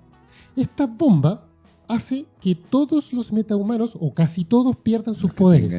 En ese momento, Superman ya se había autoexiliado de la Tierra, circunstancias que ustedes la van a tener que leer acá, no se las voy a contar. Pero antes de contarles qué pasa después, era importante el tema de los Daxamitas. Tú ya lo mencionaste. Sí. Los Daxamitas en la Tierra se logran dar cuenta que gracias a los rayos del sol, ¿verdad?, y al ambiente de la Tierra, ellos logran tener poderes similares al de Superman. Sí. Y cuando se están empezando a perder la alianza a la batalla, le plantan cara pero a Superman. Claro. Porque dicen, tenemos los mismos poderes que tú, te vamos a dar cara. En principio sí, le sacan la mugre a Superman, pero después vienen consecuencias. Porque ellos no estaban acostumbrados como Superman a vivir tantos años en la Tierra. Y Superman ahí le da como caja, güey. Hay un pequeño elemento ahí que al eliminar a los metahumanos, al desactivar a los metahumanos, porque no es que lo eliminen, los desactivan, hay consecuencias para todos menos para algunos específicamente vamos a eso. Que tienen ciertos elementos que, bueno, a ver, la base de los superhéroes en DC es el concepto del gen metahumano. Correcto. Que básicamente hay un cierto porcentaje de la población que puede adquirir poderes por una especie de falla genética. Pero hay ciertos personajes que son superhéroes en DC que no son metahumanos. Exactamente. El ejemplo más claro es Superman. Es Superman, porque Superman no es humano, primero, y tampoco es meta, porque por lo tanto, él nació no le así. afectó esta bomba. Claro, como algunos otros superhéroes tampoco le afectó, porque no eran precisamente... Nuestras queridas Orejitas, obvio que no, porque Orejitas es humano 100%. Es humano. Ya, pues entonces, dale. Algunos grupos que también estaban luchando de lo que es en el espacio, unen fuerzas con Superman, para hacerlo un poco más corta, y ellos van al lugar de origen de los dominadores para encontrar la cura. Cuento corto, encuentran la cura, derrotan a los que tienen que derrotar, y el evento es más que nada eso. O sea, contarle más sería innecesario. No es algo difícil de conseguir. Yo no lo he visto reeditado absolutamente en ningún lado. Fue reeditado. Está reeditado hace poco. Sí, está reeditado. Eso te iba a preguntar. A ver, mira, ese se lo reeditó con Salvat en el coleccionable Sagas DC. Sagas DC. Y también hay un tochal de sagas del 80, claro. Planeta, Sagas DC, Saga Universo DC, que son unos tomos tapa roja. Y así con más difícil 5 lo publicó y claro. Perfil también es un poquito pero más fácil. Pero el de Sagas DC lo puede encontrar porque viene en el primer tomo viene... No, es el segundo. Vienen dos historias, Millennium y Saga. Pero Millennium viene con leyendas y hasta viene con otra historia más de la época. Pero no me acuerdo. Sí, es doble. Recomendable, totalmente recomendable, y yo tengo mi propia opinión personal respecto a lo que es la historia. Olor a nostalgia por todos lados, es una historia muy entretenida, hasta la mitad aproximadamente. Después pasan algunas cositas que a uno como lector le dicen, ya, pero a ver, ok, me plantaste una guerra, no me matáis a personajes principales. Decae. Y en ese sentido decae, porque cuando no me matáis a personajes principales decae. Ya, ok, los enfermáis con el tema de la bomba. Como que van a morir. Es como es como ver el anime de Saint Seiya. Que va a caer, va a morir, pero en realidad no muere nunca. Tienes 12 horas para llegar a la... Exactamente, y en esas 12 horas el personaje tú pensaste, aquí está el tema de la bomba. Y en 12 horas te van a abrazar también. Ojo que aquí también estamos hablando de los 80. Entonces, en ese sentido yo encuentro que baja un poco el nivel de la historia. ¿Ya? En cuanto al dibujo, no, yo encuentro que el dibujo está súper bien de principio a fin, sobre todo los últimos números, que lo encuentro maravilloso. El dibujar personajes variados de superhéroes en varias viñetas también es bueno, aunque hay veces en el dibujo, y ahí la crítica para McFarlane, que de repente todos los rostros están iguales. Claro. ¿Ya? Es como una crítica que le puedo hacer. Una de las pequeñas críticas que tiene McFarlane en su vida. Pero que es aún así, tanto el dibujo, el entintado, el color, no te pasan para nada de moda a pesar de los años. Estamos hablando de 1988 hasta el 89 que se lanzó esta historia. Lo único que puedo decir, léanla, encántense. A mí, personalmente, me gusta. Dale. Para leerla una y muchas veces más. No es de las mejores historias de DC porque es lo que le pasa a la mayoría de las macrosagas de DC. Empieza muy bien y al final... Déjame decir, a la mayoría de las macrosagas y ya. Sí.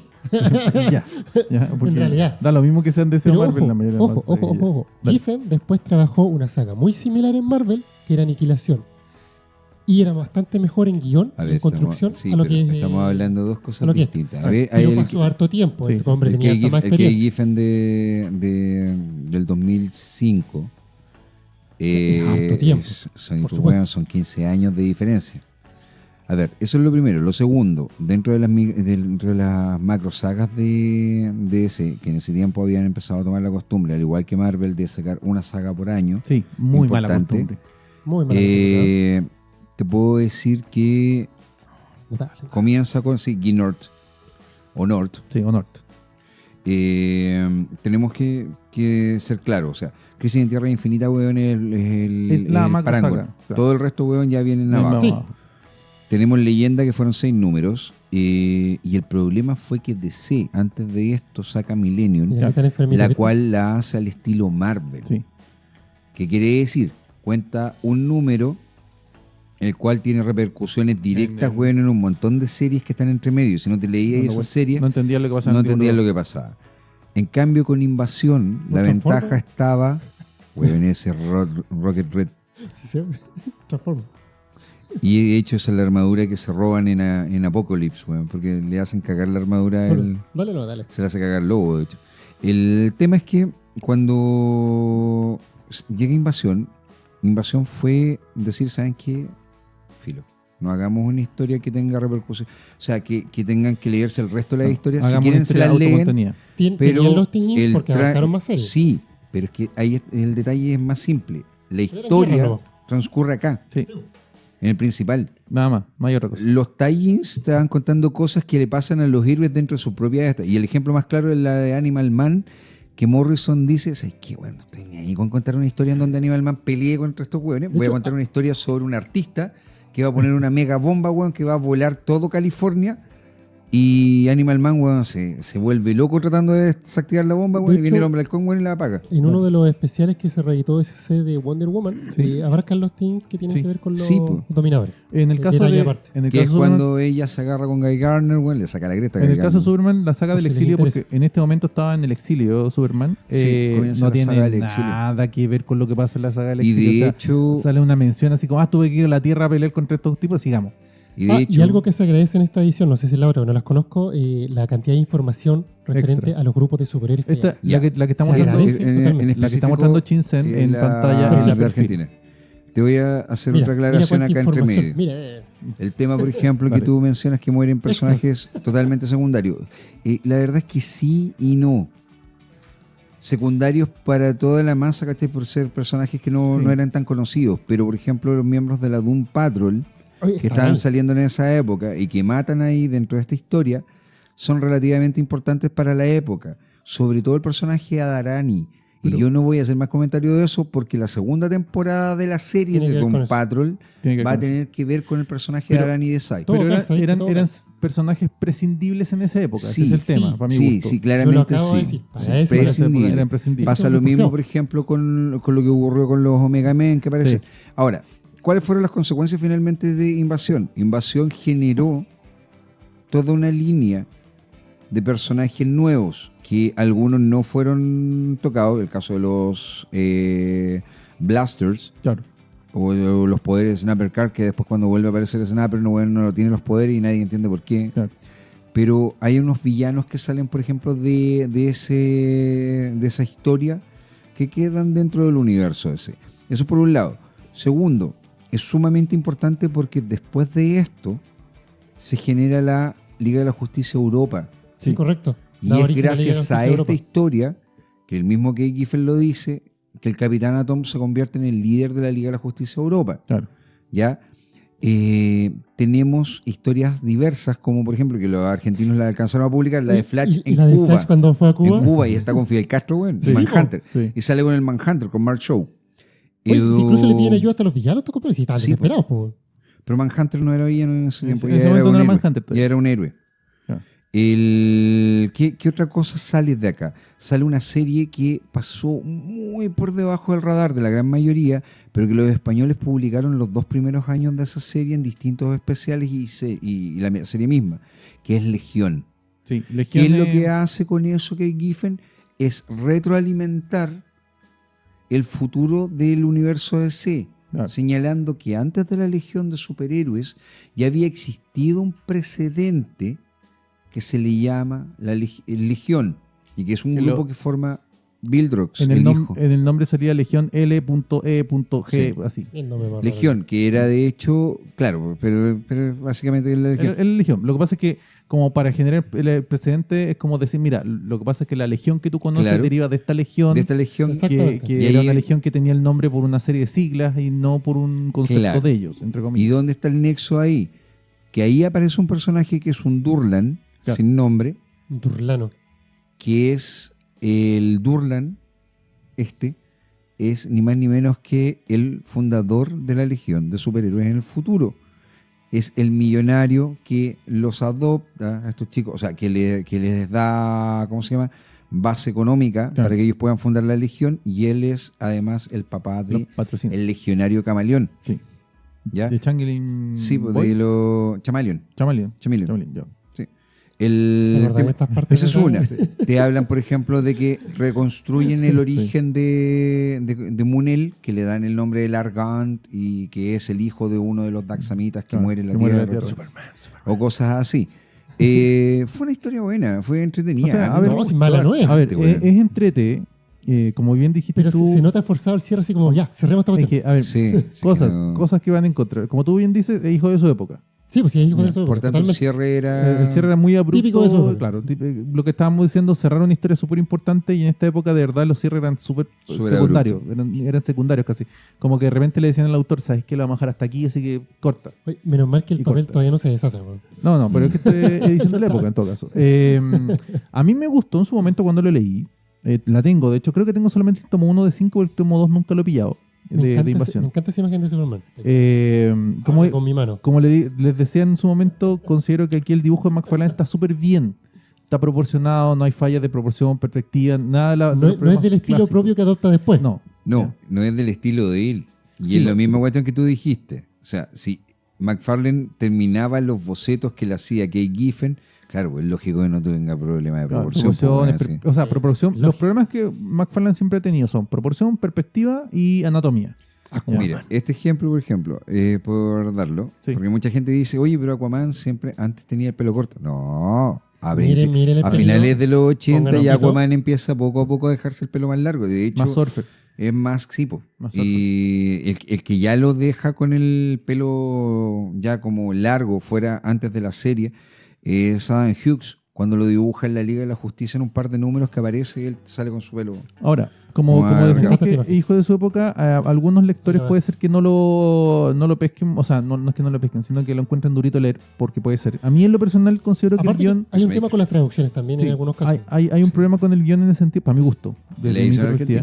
Hay un problema que el guión envejece muy fuerte. Entonces uno lo encuentra desfasado. Ahora, tienes que leer, si lo vas a leer, lo tienes que leer pensando con la perspectiva, claro. Pensando que finales de los 80. Es una serie de los 80, no una serie moderna. Y diálogos propios de los 80. Claro, y que la única forma de poder unificar a la humanidad era que viniese una invasión de arriba. Pues, bueno, es lo mismo que pasa con Watchmen. Al final de Watchmen de la novela gráfica es eso, por lo mismo. Todo esto es ser hijo de su época, a eso nos referimos, que tiene todos los manierismos típicos de la época, pero están bien usados. Ahora, en lo personal, yo no lo recomiendo para cualquiera esta saga. Ya, yo lo recomiendo para el lector que ya lleva un rato leyendo, que ha leído cosas de los 80 y le han gustado. Sinceramente, para un público más nostálgico. Es que es el tema. También los que están buscando completismo, si tú ya tienes las otras sagas y quieres como tener esta porque lo necesitas para completar, dale. O lectores de la Liga de la Justicia, en realidad. Yo me declaro de entrada contra las macrosagas, sobre todo desde los 90 para adelante. Yo considero que las macrosagas, ojo, no solo las DC, las Marvel, salvo las que hemos comentado de Valiant, por ejemplo, que ya tienen otro concepto también. Sí, porque aparte que Valiant es una editorial mucho más apretadita, en donde están tiene más cuidado con sus guiones también. Y todos tiran para el mismo lado. Y es lo que le pasa después a Kay Giffen cuando tú mencionaste Aniquilación. Finalmente en Aniquilación tiene la ventaja que está trabajando con personajes que a nadie le importa, porque ese era el tema en ese momento. Y lo segundo, te cuento que si aquí tú te quejas de que murió gente que no le importaba a nadie, bueno, en Aniquilación nadie muere, bueno. Nadie, porque la única gran muerte que tiene Aniquilación, al número siguiente de la saga principal, el weón está vivo. Sí. Entonces es como, pero en toda la historia no. Por eso, para mi gusto, yo lo he dicho más de una vez, las macrosagas en sí mismo a mí no me llaman la atención. Yo considero que si vas a gastar tu dinero, gástalo en algo diferente. A mí me es más simple. Yo me sé las reglas del juego y yo no voy a esperar que maten a güey. Sí, que ese es el tema. Por eso digo, si tú has leído cosas de los 80 y te han gustado, dale. Si tú eres de la época y quieres revivir nostalgia, dale. Si tú eres completista y necesitas esa saga para terminar de completar las sagas de los 80 DC, dale. Eres un nuevo coleccionista y nunca la leíste, dale, pero pensando en que tiene todos los códigos cómics de esa. Ahora, un detalle que solamente para sacarte un pequeño error. En DC lo editaron en 8 números. Eso es lo que estaba revisando. Sí. En DC está editado en 8 números. Originalmente no había sido 3. No, 8 números. 4 en un tomo, 4 en el otro. Son 4 y 4. Son 2 retapados de 4 números cada uno, 4 grapas. Son 8 grapas en total. Y son grapas de la época, o sea, traen 32 páginas. O sea, no las 24 o 28 normales, sino que eran 32, tenían 4 páginas más. Son como 50 y tantas páginas. ¿Qué decirte? Es una Léalo, historia de su época, búsquelo. entretenida, vale la pena, léanla, disfrútenla. Y eso. Tienes al mejor Capitán Atom de esa época. Sí, notable. Porque de hecho en su serie el Capitán Atom era de una manera y después cuando lo empecé a leer la Liga de la Justicia, muy las distinto. portadas que ustedes están viendo acá son dibujadas por Bart Sears. Sí, todas. Sí. Notables. Y se nota el estilo. Sí, porque están bien dibujadas. Los que más recuerdan Invasiones por esta portada. Es por la portada, sí. Aparte que se usaba. Además que insisto, están bien dibujadas. Sí. No era McFarlane. Ya, Y dale. te toca. Y oye, esto tiene eco actual. Sí, po. De hecho, el primer gran crossover que hizo Channel World. O sea, no, en realidad fue el primero o el segundo. Entre No, el primero Supergirl. de todos los personajes del Arrowverso es Invasión. No, es Invasión. Con Ahora, los dominadores. hay Pero, que Y sabes que decirlo. pero los dominadores no les quedaron mal, weón, pero eran como alienígenas, weón. Poco de invasión Sí, tiene claramente, el weón. crossover de la serie. Sí, Ocuparon los finalmente, ocuparon a los solamente dominadores, los ¿no? dominadores Lo ocuparon, nomás, claro. pues, weón. Pero Se fue ocuparon a los eso. dominadores. Sí. No iban a salir todas las razas, weón, ni cagada. Sí, yo por ver Flash me lo tuve que ver y comer, pero bueno. Dale. Ya, Bison, tu Vamos a turno. Vamos a comenzar Trae primero mi retacado. este, ¿Cuál? que es una obra, esto es parte de una obra, pero son 9, Ya. estos son los 5 primeros, de Jeff Smith. Ajá. Vamos a colocarlos ¿Y acá. este? Sí. Vamos a ponerlo de late, no te Ponlo preocupes. ahí. Me ha sorprendido. Esto, porque yo también juego de repente con trampa, pero lo estaba pensando en la noche de ayer, dije, puta, ¿sabes qué? Siempre recomendamos cómics para adultos Ajá. o para lectores mayores, y recomendar cómics para niños debiese ser también parte de esta Claro. Totalmente. dinámica. Pero muestra el primero, pues, no el tomo 3, pues, el tomo 2, pues.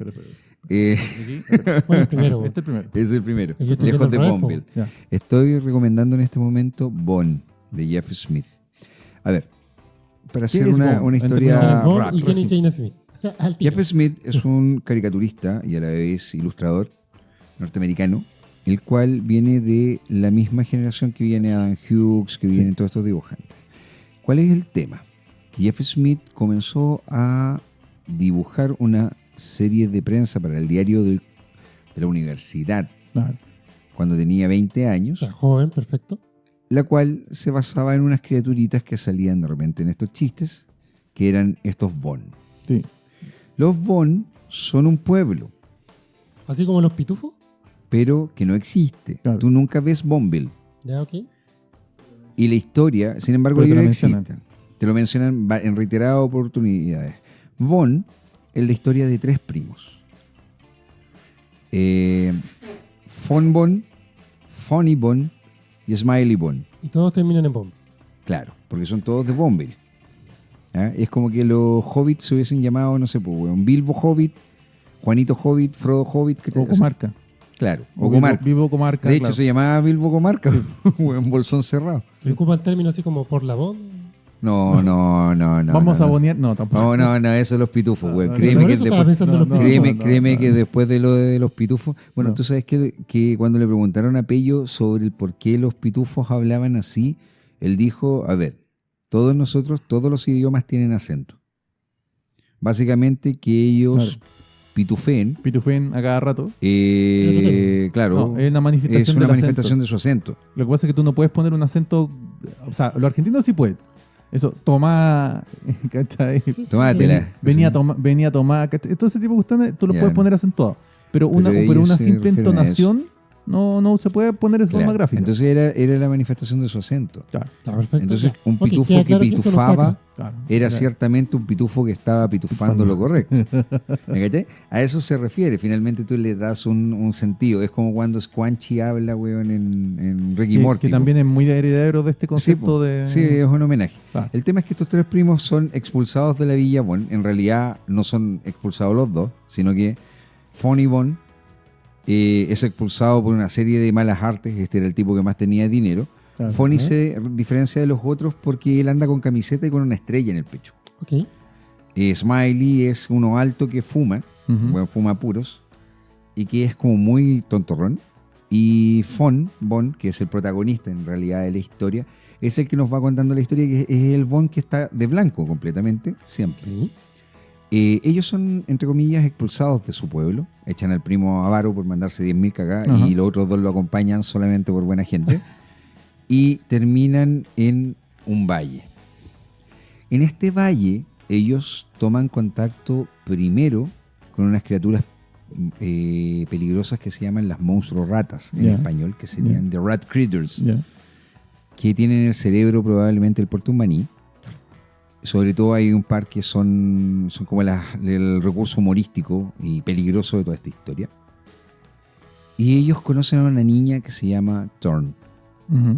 Von Bon está enamorado de Thorn, de Espina, la cual es nieta de Popeye con pechos, que es esta señora de acá. Literalmente es Popeye con pechos. Es la abuela Ben. Bueno, la abuela Ben es maravillosa. Ella es capaz de parar a una monstruo rata de un puñetazo. Wow. Entonces empiezas a ver una historia en donde estas criaturas se van a vivir con ellos, a ayudarles. La abuela Ben quiere a Von Bon, quiere a Smiley y mira de reojo a Fonny, porque Fonny es el recurso como el avaro de Molière, weón, que te va generando situaciones alrededor. Y ellos empiezan a vivir en una villa, donde la gente es feliz, comercia sus huevos, no hay como dinero, en realidad hay ciertos elementos que tú puedes ir generando para poder... Es una vida bien idílica. Claro. Pero ellos se están viendo rodeados de monstruos ratas. Últimamente las monstruos ratas están apareciendo por todas partes. Acá están un par de ellas. ¿Qué pasa con las monstruos ratas? RAG, roedores de aspecto gigante. Estas criaturas están cazando y tratando y atacándolos. Esa es la más grande de ellas. King Dog es el líder de las monstruos ratas. Ahora, King Dog está a las órdenes de un encapuchado. El encapuchado es quien está trayendo la oscuridad al pueblo. Y lo que comienza siendo una historia como de humor, con tintes de historia medieval, se convierte en una especie del Señor de los Anillos. Wow. Para niños, gráficamente muy bonito. ¿Humorístico? Sí, y con mucho tinte de aventura. Y tiene elementos muy fuertes. Entonces, pero por ejemplo, claro, el primer tomo, sí, pero tienes que irselos leyendo de a poco. ¿Cuál es la gracia? Porque hay harto texto, además. Sí. Pero acá está, mire, yo no soy... No, y lo pregunto. Acá te lo digo. Yo no soy dado a creer que los niños, por ser niños o porque no están leyendo, no pueden leer mucho. cosas que tengan harto texto. Por contrario, considero que los niños debiesen ser incentivados a leer harto texto para poder desarrollarle su ¿cómo se llama? Desarrollar su dicción, eso por un lado, y además su atención. Este es el segundo. En el segundo se corre nuevamente, porque esto pasa en el pueblo, la carrera anual de las vacas. Básicamente todos apuestan de que va a ganar la abuela Ben. La abuela Ben es el único ser humano, weón, que corre contra las vacas. Y la abuela Ben gana todos los años. Entonces en el pueblo todos apuestan, weón, contra esto. Y aquí tú te encuentras con Fonny Bon, que decide ya hacer su primer chanchullo fuerte acá. Y el weón empieza a hablar porque él está trabajando en el bar. De la vaca misteriosa. La vaca misteriosa, weón, no, parece que la vaca misteriosa le va a ganar. Entonces finalmente todos los gente del pueblo apuesta por la vaca misteriosa. Y la vaca misteriosa es Smiley Bond disfrazado de vaca, weón, que debe ser lo más ridículo que debe haber, weón. Esto es cualquier cosa menos una vaca. Pero ahí empieza a hacer toda esta situación mientras Von Bon está tratando de entender qué es lo que pasa. Finalmente toda la historia está en torno a esto, porque en el tercer libro de estos está ya la verdad. Claro. No voy a contar qué es esa verdad, qué fome. pero Thorn y la abuela Ben están ligados al origen del encapuchado, es bien bonita la niña, a la llegada de la oscuridad y a combatir esta oscuridad finalmente. A ver, Bones es una historia que lleva bastante tiempo. Se publicó hace muchísimos años. He leído algunas cosas, no he leído mucho, he leído algunas tiras cortas. Es una historia que fue publicado, mira, ya linealmente fue publicado desde el año 97, 98. hasta terminar lo que equivale al cuarto tomo. Claro. O sea, al 9º tomo. Ahí cierra Bond. Esa es la historia principal. Que fueron varios años. Fueron varios. ¿Es autor integral? Me encantan los colores. Jeffrey Smith es autor integral. Este es uno de los personajes más interesantes, que es el dragón rojo. Que ojo, el dragón rojo de Jeff Smith en Bones es replicado en varios lugares. Sí. Hay merchandising incluso. Sí. ¿Y cuál es la gracia? Que originalmente el dragón rojo en un principio lo único que lo ve es Von Bond. Claro. El protagonista. Nadie más. Nadie más. Hasta que pasa una situación y ahí, ahí ya estás en conciencia de que existe. Es un guión que parte muy simple. Tiene la primera lectura, el principio de lectura es bien simple, pero tiene capas. Tiene bastantes capas, sobre todo ya del tercer tomo para adelante, mal no recuerdo. Poco a poco empieza a crecer. No es que sea, no es que sea denso, no. Más profundo, son capas. Es que es el tema. Densidad, de repente uno puede pensar que algo es denso en el sentido que cuesta leerlo, cuesta avanzar. Ya eso es densidad. No, acá no. Tu primera lectura tú puedes leerlo de una pasada y vas a entender una cosa, pero hay capas. Tú empiezas a darte cuenta que hay una parte de la historia que no te la están contando. Que ya no te la están contando, que te la están insinuando. La vas a empezar de hecho, desde el número 3 yo te diría que la cosa empieza a ser así. Yo no lo he leído entero. Yo leo algunas cosas, si mal no recuerdo, leí parte del 2, del 3, el 5, que me los prestaron en algún momento. Es súper interesante. Hay conceptos, comente, por favor. Hay conceptos gráficos que son heredados, ponte tú, de Asterix, de los pitufos, como dijimos. Sí, se nota. Todo lo que sean como estas aldeas europeas. Originalmente, sí, no, pero es que originalmente él iba a crear una tira de humor. Solamente corta. Y de a poco él decidió que esto podía ser desarrollado de otra manera. Jeff Smith es un autor bien curioso, porque él es un cartoonista. Sí. Él viene del medio del cartoonista. Y decidió convertirla en una obra épica. Bond, la historia central es esta. Son los 9 tomos que lo comparten. Yo aquí traje 5. Pero, además de eso, Bond tiene historias intermedias. Claro, arcos cortos. Arcos cortos. Por ejemplo, hay una historia que se llama Rose. ¿Por qué no quiero contar quién es o qué es? Es precisamente porque eso es parte de la trama principal. Sí, son arcos cortos que van resolviendo dudas que surgen de la trama principal. Hay una miniserie que se llama Stupid Rat Critters, que es un término que ocupaba Von Bond cada vez que se refería a las tonteras que hacían los monstruos ratas, estúpidas monstruos ratas, y que es una serie de humor y que precisamente es sobre esas dos monstruos ratas que vemos desde el principio haciendo chistes. Recordemos que tenían el cerebro de un maní. Bueno, es que cuando encuentran a Von Bond se lo quieren comer, ¿cachai? Y una de ellas le dice, ya, pero voy a traer una cazuela. Pero yo creía que íbamos a hacerla en quiche. Pero y se ponen a discutir sobre por qué, cómo deben cocerlo. Muy Señor de los Anillos con los trolls. Sí. Entonces te vas encontrando con todas estas situaciones. No muestren más. Llegaste. No muestren más. Muestra el número 1 de nuevo. Las portadas, vamos viendo las portadas. Entonces, que se va dando toda una serie de historias de aventura que de a poco te enganchan a los niños con esto.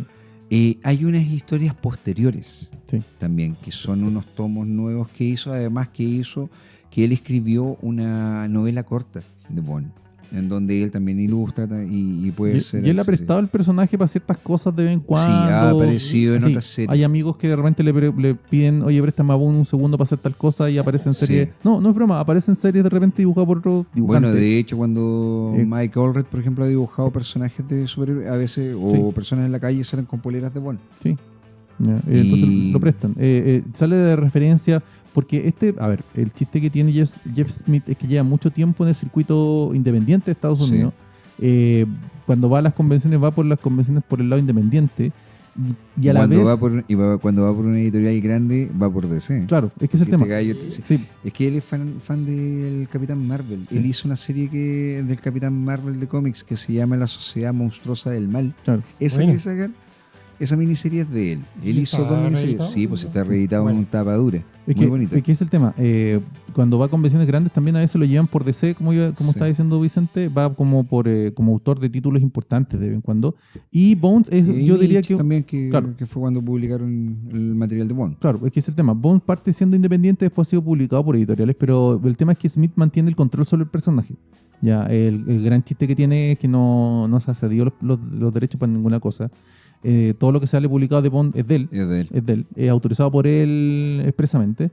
no hay escapadas del derecho de autor así como... Bueno, de hecho hubo un intento de hacer una serie hace casi 20 años y él no quiso. Sí. Él no quiso porque encontró que no estaban encontrando el tono y todo. Y después de eso se ha hecho intentos de llevarlo al cine. Él quiere que si hacen una película en cine, que por lo menos la película haga... Podrían probar con una película y quizás una serie después. ¿Sabes qué?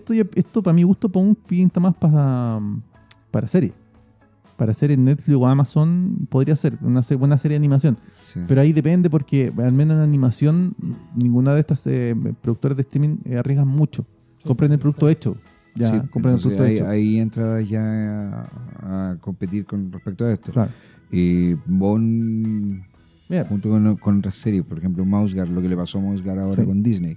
Mouse Guard se estaba haciendo una película y lo pararon. Cuando Disney compró Fox, paró el proyecto. Todo. O sea, de hecho, uno de los grandes perjudicados de la compra de Fox por parte de Disney fueron todos los pseudo proyectos independientes de Disney. Disney paró todo lo que no era de Fox y de Disney. Sí. Disney se centró en los títulos principales de las franquicias que había comprado y todo lo que fuera secundario, tanto en Disney como en Fox, se suspendió. Sí. No la basura, pero lo suspendieron. El problema es que esas suspensiones de repente se vuelven permanentes, porque ¿qué es lo que pasó? Que claro, aquí tenéis un tema que hay que reorganizar administrativamente la empresa.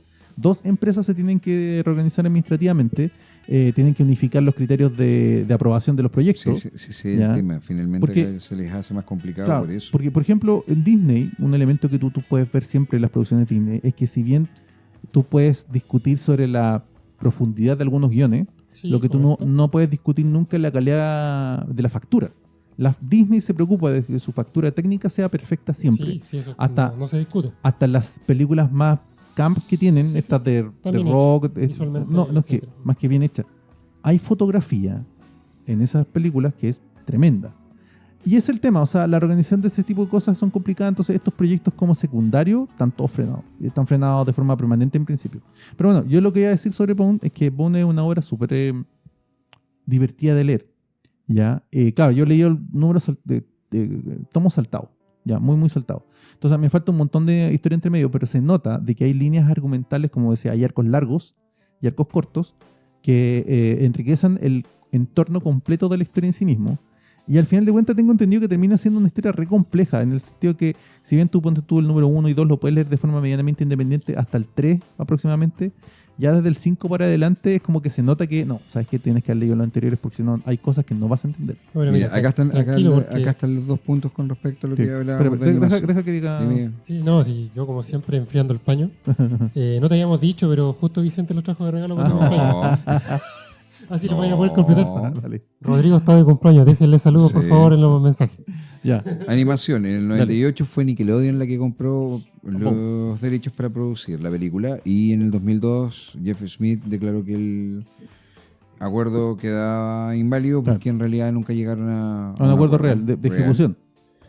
Como que compraron el copyright. Nickelodeon consideraba que la película debía tener un enfoque infantil y que querían incluir alguna canción pop de Britney Spears o NSYNC. Ay, Dios mío. O sea, fuck off.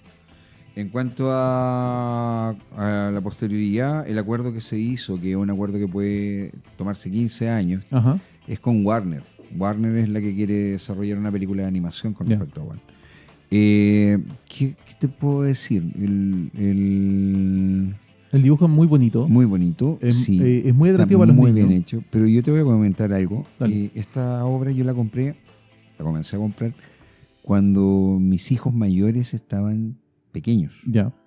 Ya, Pascual debe haber tenido 1 o 2 años y esto yo se los había comprado a Matías. Los tenemos en la casa y todo. Entonces yo se los leía a ellos, haciéndole voces, jugando con esto y todo. ¿Por qué yo recomiendo leer Bond? Porque finalmente, así como lo hice yo, un papá o una mamá puede hacerlo como lectura familiar respecto a sus hijos, enfocándome en ese punto. O también como tío o tía, uno puede enfocarse ahí. Si uno es lector adulto y quiere leer algo que le recuerde esa simpleza, pero a la vez esas grandes historias que uno leyó cuando era niño, yo recomiendo Bond completamente. Ahí hay un giro en cuanto a como la complejidad del guión, que es bien atractivo para cualquiera. Sí, bien atractivo para cualquiera. Además que Bond mama de la misma teta que mamó en su momento Walter Kelly con Pogo. Y de hecho hay una ilustración muy famosa de Jeff Smith en donde él hace homenaje precisamente a Pogo, donde se salen dando la mano con los personajes de Pogo y los personajes de Bond. Completamente recomendable. Eso, muy recomendable. El guión es una obra que en principio es fácil de leer, es fácil de ver, es disfrutable. La paleta de colores, como mencionó Chinsen, es bien atractiva. El dibujo en sí mismo está muy bien hecho. Sí. Bebe de todo, de los pitufos, de Asterix, pero a la vez tiene argumentos propios. O sea, no es una cosa así como que es su propio universo, su propia historia. Hace guiño, hace referencia. Pero no es un... No es un heredero directo tampoco. Y tampoco es una copia, tampoco plagia. No, para nada. De otras obras. Eso, así que, 100% recomendado absolutamente. Para todo tipo de lectores inmaduros y maduros, lectores avesados y no, léanlo nomás. Vale mucho la pena Bones. Y de hecho, lo que más van a encontrar en cuanto a merchandising son las figuritas de Bond o las monstruos ratas, weón. De hecho, el peluche de los monstruos ratas y todo. Y camisetas. Camisetas. Muchas camisetas. Ahora, yo me compraría una de la abuela Ben, weón, corriendo con las vacas, weón. Para mí, eso fue como lo mejor de la... Esto está editado por Astiberri. Sí, en español. En español. Esta es la edición de bolsillo, chicos. ¿No es caro, existe una edición en tapadura también. Sí. Bien bonita. Sí. No, pero los tapaduras son casi lo mismo. Los mismos libros son 5, sí. Y son más grandes, que tienen otro formato. Tienen material extra y todo eso. Fuera de eso, Steve Berry también publicó Estúpidos Monstruos Ratas y publicó Rose también. ¿Ya? Okay. Si van a leer Rose, chicos, no lo lean como primera obra de Bond. Léanse los primeros 2, 3 tomos, por algo se los estoy diciendo, y después van por eso. Es lo que les dije, los primeros 3 números yo diría que se pueden leer de forma independiente sin necesidad de mucho más, porque se autoexplica la historia. Pero ya después del tercero, cuarto, ya la cosa empieza, ya tienes que tener conocimiento de uno u otro. De la obra en sí mismo. Ya. Me gustó los pitufos blancos. Bueno. Me toca. Y de hecho esto es muy gracioso. Muy gracioso porque vamos a hablar de una hora también. Hablando de recomendaciones para niños. Para niños. Y accidentalmente Vicente y yo pensamos lo mismo. ¿Ya? Yo además me fui por cómic chileno porque... Están sincronizados. Es que estas fueron las 2 compras que hice en Efecto Monkey. Bueno, tú también estarías sincronizado si le pusieras atención a los mensajes que te mandamos, bueno, en las reuniones de pauta. Reunión de pauta. A ver, lo que están viendo en pantalla, los que están viendo por YouTube, es Los Piratas, la Isla del Mago, de Alexis Vivallo. Volvemos entonces, después de un problema técnico tonto, aquí estamos de nuevo. Tenemos un ruido eléctrico muy raro, así que no puedo seguir grabando la cámara. No puedo mostrarlo, así que después lo voy a mostrar. Los Piratas, ¿de qué se trata Los Piratas? Otra vez. Piratas es una historia Acto tercero. Producida por Ariete Pro, de Alexis Vivallo. La historia se llama Los Piratas y la Isla del Mago, que está protagonizada por 3 ratoncitos, el capitán, José y Miguel. Autor de región, además. El capitán es un ratoncito súper osado, muy aventurero, que él busca aventura y la fama y la fortuna. José es un ratoncito súper medido, muy inteligente, siempre tiene en perspectiva qué es lo que tiene que hacer y cómo tiene que hacerlo. Y Miguel es el único grumete que tienen, que es muy callado. Llegan a través de navegar, ellos usan una tetera como nave de viaje, y llegan a una isla que está llena de otros ratoncitos que viven en paz y armonía con el medio ambiente. Con el entorno, claro. Pero que son oprimidos por un hombre humano, un ser humano, que vive en la isla, que es un viejo que es igual a Gargamel, como ya les dije. Eso mismo te iba a decir, es igual a Gargamel. Aquí hay una referencia clara a los pitufos. Pero además hay referencia a Mickey Mouse, hay referencias a... los pitufos, Mickey Mouse, todo lo que estamos hablando ahora recién con Bone. ¿Ya? Hay una... A ver, la historia es tierna, está súper bien narrada, tiene un estilo de narración bien clásico, está pensada para niños, aunque tiene una especie como de segunda lectura. Hay chistecitos gráficos, está sumamente bien decidido el color. El uso del color en esta historia está súper bien decidido. Eso es lo que te iba a comentar. La primera edición fue solo en blanco y negro. Después, cuando ya se fue dando, que la gente lo estaba comprando y todo eso, se hizo justamente a color por lo mismo, porque se necesitaba captar la atención del público más infantil. Y con estos colores lo logra totalmente. Claro, la edición está muy bien lograda en ese aspecto. La edición en sí mismo, otra vez, Ariete Pro, está súper bien hecha la edición. el papel que ocuparon. No es grapa como costumbre. No. Y un papel un poco de un gramaje. Es tipo superior. librito. Las hojas de este cómic están a nivel superior. Es una hoja bien gruesa, con una impresión súper bien hecha. La edición es tipo librito de bolsillo. Sí. Me gusta mucho. A mí en general esta historia, junto con Partido Conejista, son dos de las historias que llevan más tiempo tratando de pillar. No las había podido pillar por diferentes motivos. Cuando la encontraba no tenía plata, cuando tenía plata no la encontraba. En el caso mío fue plata. Claro. La he visto, pero no yo no la había podido pillar en cierto momento. Y eso, a ver, cosas. Tiene referencia a muchas cosas dando vuelta. Ahora mismo no se me vienen todas, pero como dije, tiene las referencias que ya mencioné. La historia en sí mismo está súper bien hecha, es corta, es una aventura corta, es una aventura divertida. No se hace largo para nada, aunque hay cierto como bajón para mi gusto como en el último tercio. ¿Ya? Pero eso no le quita nada que la historia en sí mismo esté súper bien contada y valga mucho la pena. Sí, ya entretenida. Yo tenía una sobrina, bro. ¿Tú se lo pasaste? Sí, la pilla todavía no se la paso, o sea, se lo pasé pero no lo he leído. Estuve leyendo Alegría y Sofía demasiado intensamente, tengo que comprarme los dos números que me faltan. Después le pasé Leñadoras, y Leñadoras le gustó el tomo 1 y el segundo tomo que tengo no le gustó tanto. Sería bueno que le pasara este como para saber. Claro, le quiero pasar esto y le quiero pasar también Maestro Gato, que quiero comprarlo, que todavía no lo he comprado. Sí, ya salió el volumen 4. Y además lo están editando en inglés. Y además recordemos de que, bueno, Franco también. También están editando en inglés. Y además recordemos que también está Mi Perrito se llama Peu. También es recomendable para los niños, no es una broma. Son obras que están publicando entre Ariete y Visuales. Visuales es el que está haciendo un gran trabajo de publicación de material para niños. No, de verdad está tremendo la historia. La historia está muy, muy buena.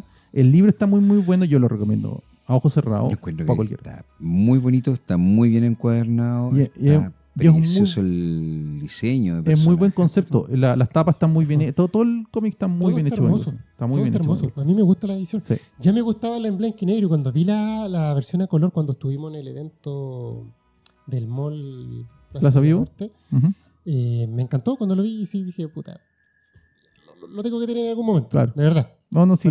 Sí es el tema. De verdad. Hermoso, visualmente y la historia de ese. Yo lo recomiendo a ojos cerrados, de verdad, para cualquiera que lo esté viendo y esté buscando una obra de ese tipo, denle nomás. Esta cuestión de verdad vale mucho la pena. Y eso, Vicente, ya que estamos un poco apretados de tiempo, tírate con Smart Gear. ¿Ya? Voy a mencionarla solamente. Dale. Tenemos 10 minutos, 15 minutos. Sí, 10 minutos. Una cosa así. 10 minutos. Sorry, yo les voy a cortar. Smart Gear de la culpa de Fernando. La culpa es de Chinsen. Como siempre, la culpa es de Paul, weón. Lo tenemos súper claro. Antes de cortito, les debo el premio a los que aplicaron el hashtag La culpa es de Chinsen en el último capítulo que hicimos de que estamos leyendo Batman. No me digas que se deben varios premios, weón. Así que lo tengo que comprar porque los voy a comprar nuevo el premio, no usado. No, yo lo tengo comprado. Y se los voy a pasar, yo creo que la próxima vez que venga. Voy a hacer el video cortito en mi casa para que Rodrigo lo pase en cuadrito. Sí. Y ya hagamos lo siguiente. Tú estabas hablando del próximo mes, que es agosto. Y ahí lo tiro. Vamos a hacer lo siguiente. Vamos a entregar los dos premios. El premio que yo debo y el premio que tuyo. El premio histórico que debe Vicente. Que debo yo hace como 3 meses, weón. Sí, no, se lo tengo que entregar. Claro. Y además vamos a entregar el de Paul. Y yo creo que a lo mejor agregar alguna otra cosita, un abrazo, weón. Foto, no sé. Habla de esto rápido. Que Smart Girls, weón, de Fernando Dañino. Smart Girl, I Made Her. Es una obra del autor español Fernando Dañino. ¿Qué puedo decir de esto? Básicamente, si a ustedes les gustó Blade Runner o sueñan los androides con ovejas electrónicas, este es su tipo de cómics. ¿Por qué? Estábamos en el futuro. En 60 años en el futuro, 70 años en el futuro, nos encontramos con una sociedad que ya ha sido capaz de crear androides con una personalidad, pero que además suplen todas y absolutamente todas las necesidades de ¿cómo se llama? De inteligencia artificial que el hombre necesita. Estos androides son básicamente iPhone con cuerpo, con conciencia, con forma. Son una verdadera computadora que te va revelando todas las cosas que tú necesitas y vas desarrollándola a través de ellos. Yuki, que es la protagonista de esta historia, es un modelo que tiene cerca de 10 años, el cual va a ser reemplazado por su dueño. Por un modelo más reciente. Por un modelo más reciente. Hay una explicación de por qué el dueño la ha tenido durante estos 10 años. Me recuerda mucho a Y ella se revela en contra de esto. Se arranca con información importante de la empresa en donde trabaja Hiro. Y por lo tanto empieza a ser perseguida para obtener la información. Aquí nosotros vamos descubriendo de que existe un movimiento humano, por un lado, para recuperar los trabajos básicos, las estructuras básicas de convivencia, y no ser reemplazado por trabajadores obreros, por ejemplo, 24/7, que son androides. Claro. Por darte un punto. Estamos a puertas de eso. O sea, para los que no sepan, en la minería muchos trabajos ya están siendo hechos por robots que trabajan 24 horas, 7 días a la semana. Claro, que de hecho lo que se busca en realidad con eso es también optimizarle el trabajo de carga pesada. Y que el ser humano corre menos riesgo también, porque no te quedes encerrado en la mina y te mueres. Sí, pero ahí te dan los pros y los contras de toda esta situación. Absolutamente. Finalmente nos encontramos con que la gente de la empresa empieza a presionar a este muchacho para que los persiga. Comienza así una cacería en contra de Yuki, la cual empieza a aparecer en diversos lugares, y ella va descubriendo ciertos elementos de su historia que ella no recordaba por ser una androide y por estar bloqueada esa información, como por ejemplo que la ex mujer de Hiro, Yuli, es exactamente igual a ella. Ya, yo dejo eso hasta ahí. Madre de todos los changos. Ya, ¿por qué? Pero nos encontramos con una trama de espionaje industrial, a la vez de conspiración en contra del sistema. Esto no es un futuro post-apocalíptico. No. Es un futuro. Es un futuro. Es una distopía. Oye, imagínate que tu teléfono, weón, en realidad tuviese forma. Piernas, cuerpo y todo. Yo tengo claro, güey. Si mi teléfono se pareciera al dibujo que acabamos de ver, yo tengo claro. No, sí, yo sabía que iba a ir, yo sabía que iba a ir por ese lado. Bueno, pero ese tipo de comportamiento que acaban de escuchar de Paul es el que se ve, por ejemplo, en esta obra. ¿Dónde está? ¿Quién se cabe la obra? Sí, bueno, este weón cae perfectamente ahí. Es mi tipo de obra. Sí, Fembot, al tiro. El tema es que Fernando Danino hizo esta obra propia. Él trabajó en DC. Voy a mencionar un par de cositas de él. Primero, que este muchacho tiene 45 años, del año 73. Él trabajó por muchos años en Disney, en la parte de animación. Y él después de eso decidió empezar a trabajar como dibujante. Así que por tanto tiene un camino muy similar que Juanjo Garnido. Con la salvedad que Garnido estuvo menos años que él en este ambiente. Smart Girl se te plantea como una historia muy cercana al espíritu de cosas como Red Sparrow, o que son historias de espías, pero con tintes de ciencia ficción. ¿Por qué libro? ¿Ah? ¿Es solo este tomo? En este momento sí. ¿Por qué historia está autocontenida ahí? ¿Por qué se llama Smart Girl? No está caro. Smart Girl. Chica inteligente. Smartphone. Ya, ok. Sí, la relatividad que hizo con el iPhone. Sí. Pero que no solamente es chica inteligente, sino que también es chica como Preter Clara. Recuerda que Smart se refiere a varias cosas. Sí, no solamente inteligente, sino que viva, sino como vivas, o despierto. Claro, despierto. Ya, entonces, ella, acá vemos un trabajo con un planteamiento de página que es totalmente europeo. Totalmente europeo. Por momentos, como te digo, a mí me recordó por completo la película, weón, de... ¿Cómo se llama? Voy a hacer, weón, que no escuché esa tontera que acabas de decir. Después me retan, weón, pero me retan a mí, weón, ¿cachai? Después me retan a mí, weón, ¿cachai? Y yo hablo... Oye, digo, y lo peor de todo es que no se le ocurre ninguna otra palabra, weón. Tú no sueltas saltando esas páginas en la muestra, porque si no... Después mira que el bot de YouTube todavía no es tan smart, así que no. Ese tipo de cosas te las Y tiene claramente homenaje a Blade Runner, weón. Entendió de qué se y también, no sé si tú te acuerdas de Cherry 2000. Sí, claro. Una película de mierda, weón. No, y está en Amazon. Con una fembot, weón, sexual que tenían que ir a rescatar. Sí, bueno. Cherry 2000 era... Cherry 2000. Con Melanie Griffith. Sí, y fue total y absolutamente famosa acá en Chile. Fue un éxito de furor, un éxito del verano, de esos de playa. El día que salgan los iPhone así, yo me compro uno. No, si lo tenemos claro. Lo tenemos súper claro, güey. Pero si con Rodrigo nosotros estábamos pensando seriamente en que cuando llegue a los 40, si no estás casado, no tienes novia, te vamos a regalar una muñeca, güey. Esperando que llegue mi muñeca robótica de Japón. Pero si estábamos pensando en eso. No. Bueno. El tema es que...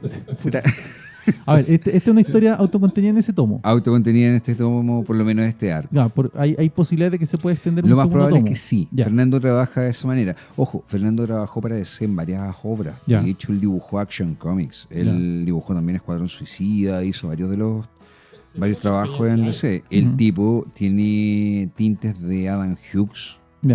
Rápido, sí. Es más rápido que Adam Hughes para dibujar. Y como te digo, narrativamente hablando, es muy europeo o muy japonés en algunos momentos, sobre todo en el tema de la tecnología. Es una obra muy entretenida, muy entretenida. Y sí, pero que el hecho es que Ghost in the Shell, de Kiya Samilla, o está basado en el universo de Sueñan los androides con ovejas electrónicas, claro. pues, si Ghost in the Shell, es lo que pasa en realidad en Neo Japón, cuando está ocurriendo esto en Nueva York, pues. De hecho, el cuestionamiento es muy válido. O sea, el cuestionamiento de qué pasa si estos seres toman autoconciencia, entre comillas, o al menos la idea de una autoconciencia, porque ahí está los robots están consiguiendo ciertas respuestas automáticas que van más allá de lo que uno podría hablar de su programación original. Lo que recién pasó, por ejemplo, que uno de mis amigos en la confusión que se dio acá me hacía el comentario de que según él yo no creía en Dios. No se trata de que no crea en Dios. Yo creo en una divinidad. Ajá. Lo que no creo es en un Dios establecido con un nombre y apellido, localista. No esperando. Claro, pero en la divinidad yo creo. Y el tema se vuelve a plantear desde ahí. Yo cuando me encontré, por ejemplo, leyendo Sueñan los androides, o cuando vi Blade Runner siendo tan niño, porque yo tenía 10 años cuando vi Blade Runner, me cuestioné lo mismo que me cuestioné cuando leí esto. ¿Seremos finalmente nosotros el experimento de Dios? O sea, si hay ¿cómo se llama? Hay teléfonos que están respondiendo, como tú mismo lo dijiste, y Paul también me dice que él siempre lo ha creído, asociando ideas. Claro.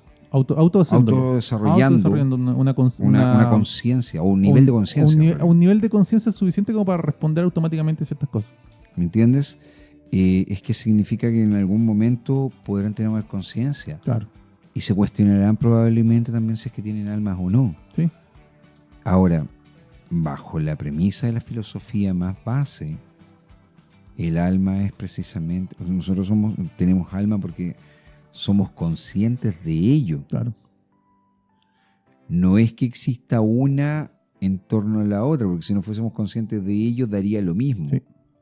Pero al saber que esto existe, es porque, o sea, al saber que esto existe, claro, nos da la capacidad de juzgar y obtener una respuesta en torno a ese juicio. Claro, por eso que yo siempre les he dicho, yo no soy un gallo moral en estricto rigor, trato de ser más ético.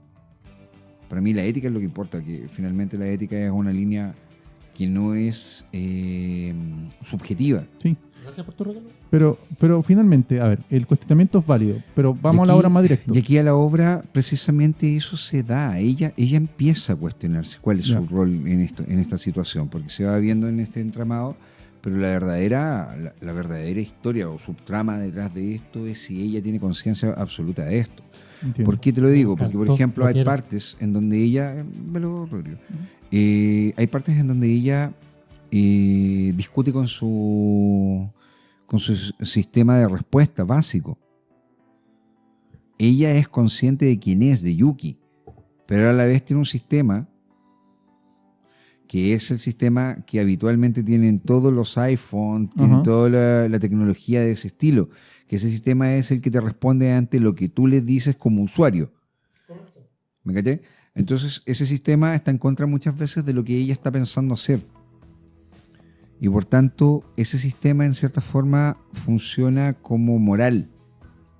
La moral subjetiva que le impone su creador, su dueño, su programación. Y vamos viendo cómo eso se va rompiendo en torno a lo que ella va cuestionando, al por qué ella tiene que ser de esa forma, el por qué ella funciona de esa manera, el por qué ella tiene ese rostro.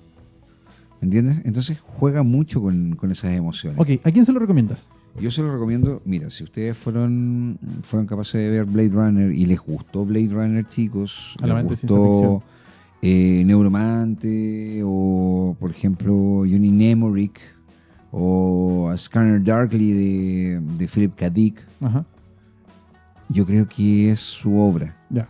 No quiero decir a todos los amantes de la ciencia ficción, porque la ciencia ficción es muy amplia, muy amplia, pero a los que hemos leído a Philip K. Dick o a, ¿cómo se llama?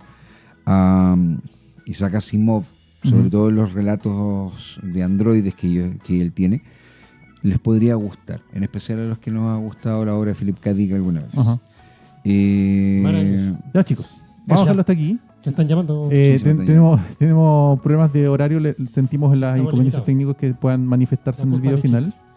Todo es culpa tuyo. Bueno. Es culpa tuya. Bueno, da lo mismo. Chicos, ha sido todo un placer. Culpa tuya, Paul. Esperamos que les haya gustado. No se olviden de compartir, de comentar, de echarle la culpa a Chinsen como corresponde, para que él no se sienta abandonado. Sé que en este capítulo se tienen que haber reído más que en otro. Ok, no sé.